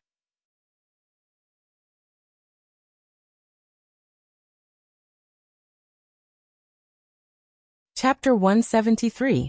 Zhao Wensheng came over without resting for a while in the afternoon. Today Zhao Yin'er was sent over by Mu Lianfeng. He was wondering if something had happened to Zhao Yin'er. He cared about this niece of his. After all, Zhao Yin'er had lived a hard life in the past few years. If he didn't care about her, no one would care about her. Fifth uncle. Seeing Zhao Wensheng coming over, Zhao Yin'er smiled and asked Zhao Wensheng to sit down. Yin'er, are you okay? Why did you let a man send you back today? You don't know how mean those women were. Zhao Wensheng said helplessly. Zhao Yin'er knew that Zhao Wensheng cared about her and didn't mean to blame her. He said this to remind Zhao Yin'er to pay attention to what she should pay attention to, so that others wouldn't gossip about her, which would have a bad influence. Zhao Yin'er's reputation in the village was already bad. If this continued, it would be worse. Fifth grandpa, because my mother's leg was injured, Uncle Feng sent her back. Doubta said in a childish voice. Zhao Wensheng didn't notice the injury on Zhao Yin'er's leg until now.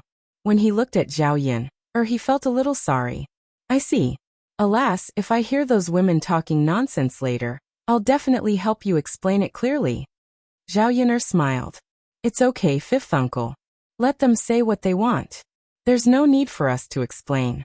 Sometimes what they want is not the truth. They just like to mock others. I'm an honest person. If there's no truth, there's no truth. Zhao Wensheng nodded. He felt that Zhao Yin'er was right. In fact, sometimes when rumors spread, it wasn't that others didn't know the truth. It was just that others liked to criticize and couldn't wait to exaggerate the matter. In the end, the rumors were far from the truth. Zhao Wenxing asked about Zhao Yun'er's injuries with concern, and then prepared to leave.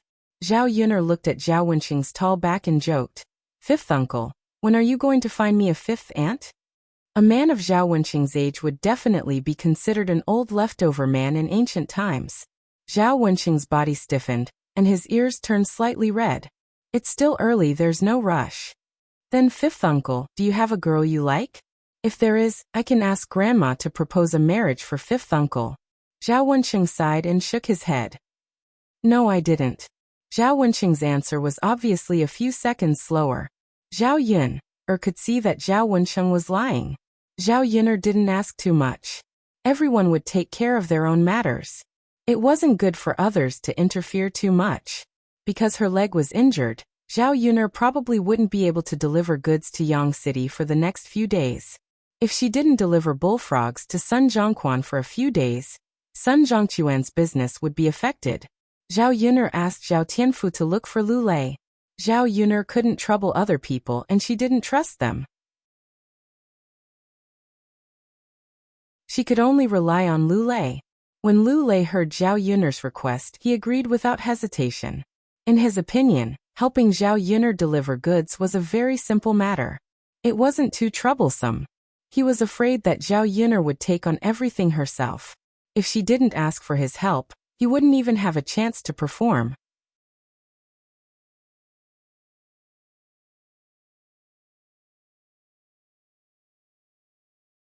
Chapter 174.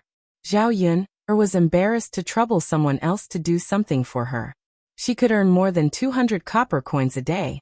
If she gave it to Lu Lei, it would only be 40 to 50 copper coins. Actually, it wasn't a small amount. However, it was only right to ask someone to do it for him and keep the secret. In addition, Lu Lei often hunted prey and sent it to Fulin restaurant. It was perfect for Lu Lei to do it. No one would suspect anything.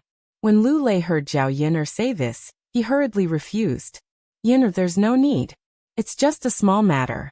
If you still pay me, I'll be too embarrassed to deliver it for you." Zhao Yun'er saw that Lu Lei was serious and didn't seem to be joking. She knew that even if she insisted, Lu Lei wouldn't accept it. Thus she sighed. "All right, brother Lei, you don't have to accept it. However, how about you have lunch at my house when you come back? Otherwise, you won't be able to make it in time when you come back from Yang City." Zhao Yun'er made a concession. Lu Lei thought about it and nodded in agreement. Zhao Yun'er casually made some dishes for dinner. She soaked the dried mushrooms in water and added some oil. The taste was pretty good. With a plate of bullfrogs, it wasn't particularly bad even in the 21st century. Zhao Yun'er asked Zhao Tianfu to call Zhao Tianen over for dinner. Zhao Tianen had been busy doing farm work in the fields for the past few days. He had lost a lot of weight and tanned a lot. Zhao Yun'er felt a little heartache when she saw a teenage boy working like an adult. Zhao Tianen should be in high school in the 21st century. He definitely didn't need to do these chores at home. "Come Tianen, eat more." Zhao Yun'er gave Zhao Tianen more food. There was a lot of work and he couldn't eat much when he went back, so Zhao Tianen had lost weight. If he ate more here, he should be able to make up for it. Even if he couldn't, at least it could prevent Zhao Tianen from losing weight. He was already very thin. If he continued to lose weight, he would only be skin and bones. "Thank you, second sister," Zhao Tianen said. "It's okay. Eat more. There's a lot of food." "Okay."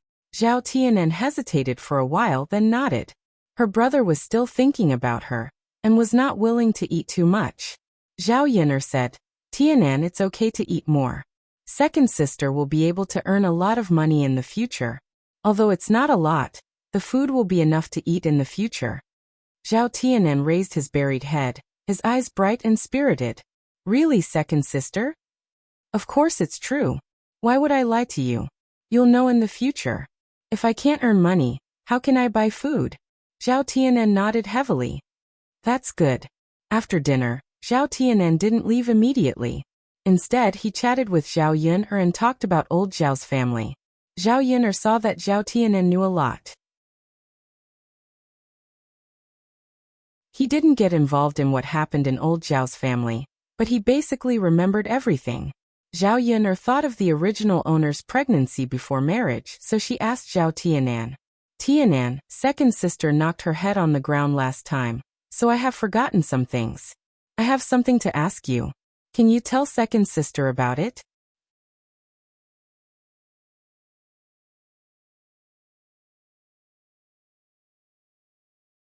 Chapter 175. I just want to ask you, did you have a crush on any man, or were you in a relationship with any man before? If she did, it was normal for her to have sex with the man she liked, although it was a little immoral to get married before marriage in this era. No. Zhao Tianan shook her head. Sister, you usually don't go out of the house. How could you have a relationship with anyone? Lu Lei is such a good man and he likes you. You used to avoid him whenever you saw him, and you usually don't talk to men. Zhao Yun'er heard Zhao Tianan's words, and the corners of her mouth couldn't help but twitch. Was it really that exaggerated? The original host had already reached this stage?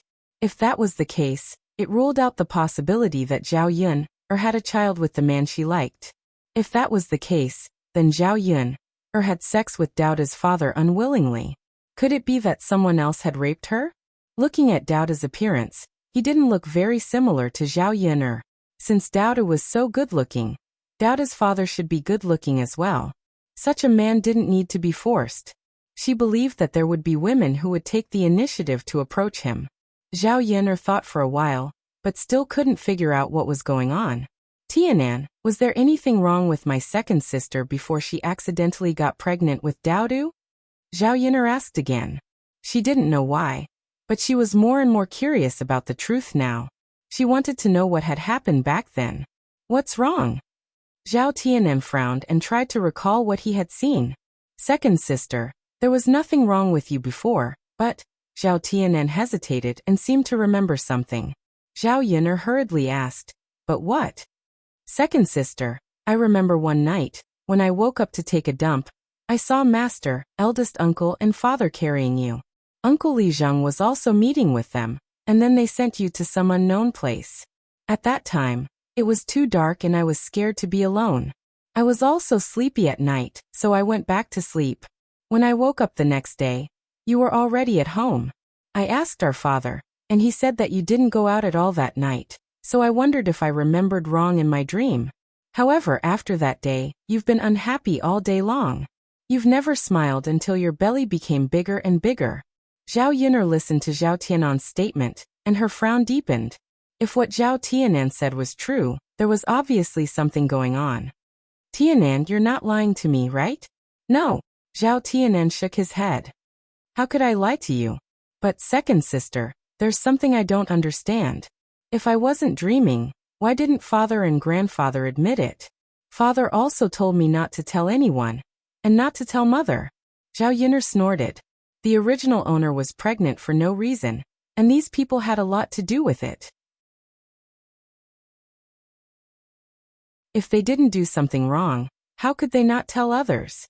However, Zhao Yun'er still didn't know what had happened that night.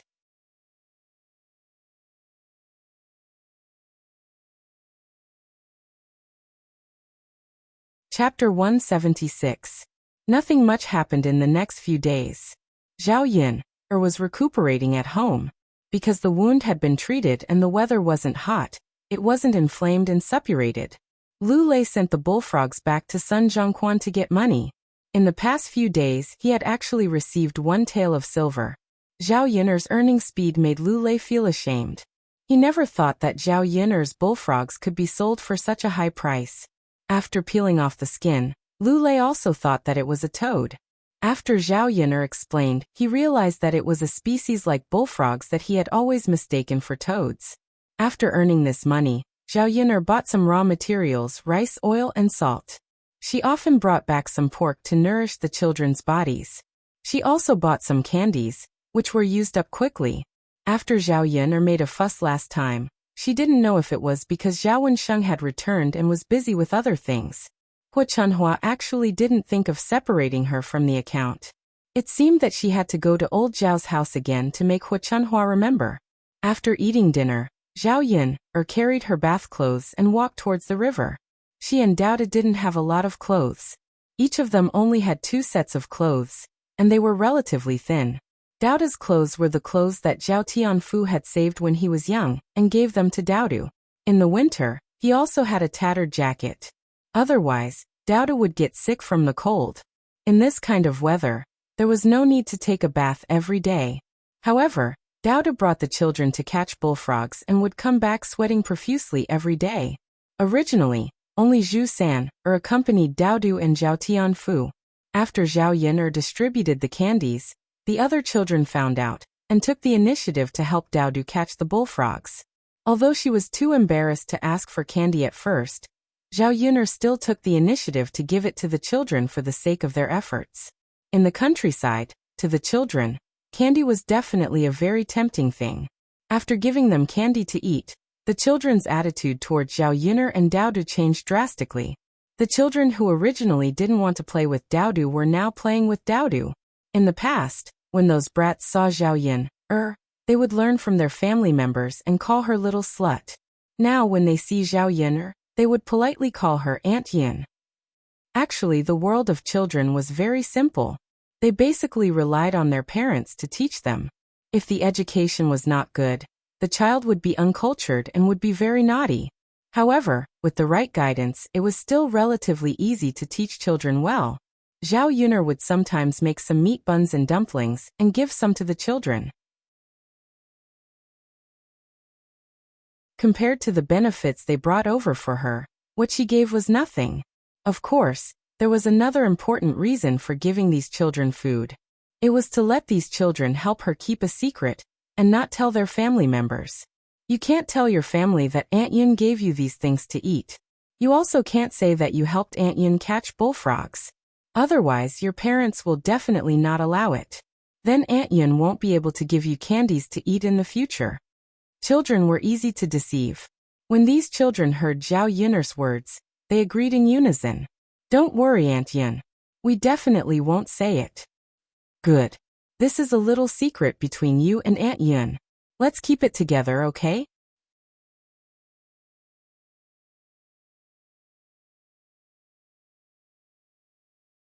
Chapter 177.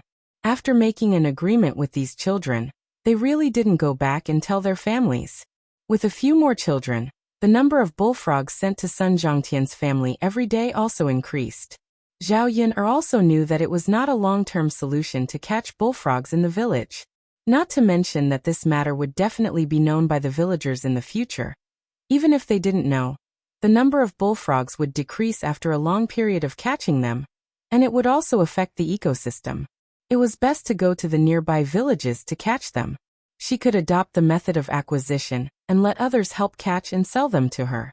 She would weigh them and give them a unified price.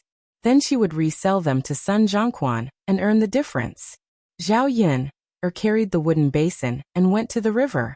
There were not many people by the river, only some women washing vegetables and preparing to cook. It was not very late at this time. Some people in the countryside ate late at night, especially those who did not have many hands at home. In addition to men working in the field, women also had to work in the field. When Zhao Yun went over, she began to wash the clothes. At night, the wind started to blow by the river. It was chilly. The cold water that was used to wash the clothes made their hands feel cold. She washed well by herself. She vaguely heard the discussion of a few women behind her, but she didn't pay attention to it. However, she slowly found that something was wrong. She seemed to have heard her name. Were they discussing her? Why were they discussing her? She stayed at home well. She didn't go out and cause any trouble these days. Why were they talking about her? Zhao Yun was about to finish washing. When she was about to get up, a big stone was suddenly thrown from behind. Suddenly, a lot of water splashed, and the water splashed on Zhao Yun's face. Zhao Yun's face darkened. She was not a fool. Naturally, she knew that it was deliberately thrown. Throwing the clothes in her hand into the wooden basin, Zhao Yun stood up and looked coldly at the women behind her. Who is it? Zhao Yun asked coldly. However, Zhao Yun was aggressive, but none of the women paid attention to Zhao Yun. Instead, They laughed even louder. He was very happy to see Zhao Yun'er suffer. Zhao Yun'er's eyes suddenly turned cold. You don't want to talk? Very well. That meant they were in cahoots with each other to bully her. Zhao Yun'er picked up a stone on the ground and threw it into the water in front of the women. The water splashed and wet the women's clothes. The situation was more serious than Zhao Yun'er. At first, she didn't know who threw it, so it might be unfair to those who didn't throw it. However, it was obvious that some people didn't throw it, but they did participate in it, so there was no need for her to be merciful. If a real tiger did not show its might, she would be treated as a sick cat. Originally, Zhao Yun'er did not want to cause trouble, so she did not care about small matters. When she was a police officer, she was used to mediating. She would not pursue things that were not too excessive. He thought that after forgiving them once, these people would realize that they wouldn't do it again. In the end, Zhao Yun'er underestimated the quality of these country people. They were like dog shit that could not be shaken off. They could bully you once, but the next time, they would be even more excessive. Damn it, she couldn't bear it anymore. In this world, there were really people who bullied the weak and feared the strong. Only when one was strong, would no one dare to bully them.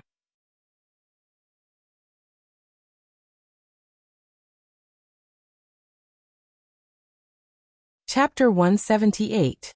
You bitch. Why did you hit us? You got wet all over.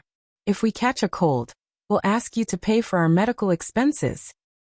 How dare you throw stones at us? You're quite bold. Have we been too nice to you? You're getting more and more arrogant. Our clothes are wet. Take them off and throw them to her to wash later. These people's aggressive attitudes didn't scare Zhao Yun'er at all. They were just tigers made of paper. They pretended to be fierce, but they didn't have much ability. Zhao Yun'er stared at these women coldly. These people's ability to turn black into white was really good. They were the ones who hit her first. Why didn't they say that she was wet too? Why? You threw me, but I can't throw you? Zhao Yun'er asked in a cold voice. After glancing at these people, she picked up the wooden basin on the ground and was ready to leave. Zhao Yun'er felt disgusted looking at their faces. But these women wouldn't allow Zhao Yun'er to leave. They didn't give her an explanation, and she wanted to run away. How could there be such a good thing? Stop, Zhao Yun'er. Make it clear. What do you mean we threw you? Which eye of yours saw us throw you away? Are you hungry? Exactly, I didn't throw you away. Why did you get us wet? The corner of Zhao Yun'er's mouth hooked up into a cold arc. These people seemed to refuse to admit it even if they were beaten to death. It was a little interesting. Not you. Did that stone fly down from the sky? Zhao Yun'er said with a trace of sarcasm. Who knows if it flew down from the sky? Maybe it is. You should ask the heavens. Why are you asking us? Zhao Yun'er had seen a lot of strange people in the 21st century, but the strange people in this era were definitely far more strange than the 21st century. The overall quality of people in the 21st century was still better than people in ancient times. Of course, this was related to the education level in ancient times, and the ignorance of the rural people in ancient times, which made these women become like this. If you say so, I naturally have nothing to say. However, the stone that I threw out was not originally meant for you. I don't know if it was intentional or not, but the stone made a curve in the air and fell in front of you. Maybe it was to punish the wicked? You can't blame me for this. You should blame the heavens. Zhao Yun'er's eyes flashed with craftiness. Since these people refused to admit it, she would give them a taste of their own medicine. Since he was shameless, he might as well be shameless to the end. These women were obviously annoyed by Zhao Yun'er. Shameless *tch. Who are you calling a bad person? Bitch. Why are we still talking to her? This kind of person doesn't know the immensity of heaven and earth if we don't teach her a lesson. Hit her. A few women rushed to Zhao Yun'er's side. Zhao Yun'er put down the wooden basin in her hand and loosened her shin. Fortunately, her leg was almost recovered. Even if she fought, it would be fine. She was also very calm when 4 or 5 women rushed over. You're tuning in to the Li Mei's Wuxia Whispers YouTube channel. We're so grateful for your support, and don't forget to subscribe to join us on this incredible journey through captivating stories. Your generosity through donations truly makes a world of difference, as it's the primary source of revenue that allows me to expand and enhance this channel for you. Thank you from the bottom of my heart for being a part of this adventure.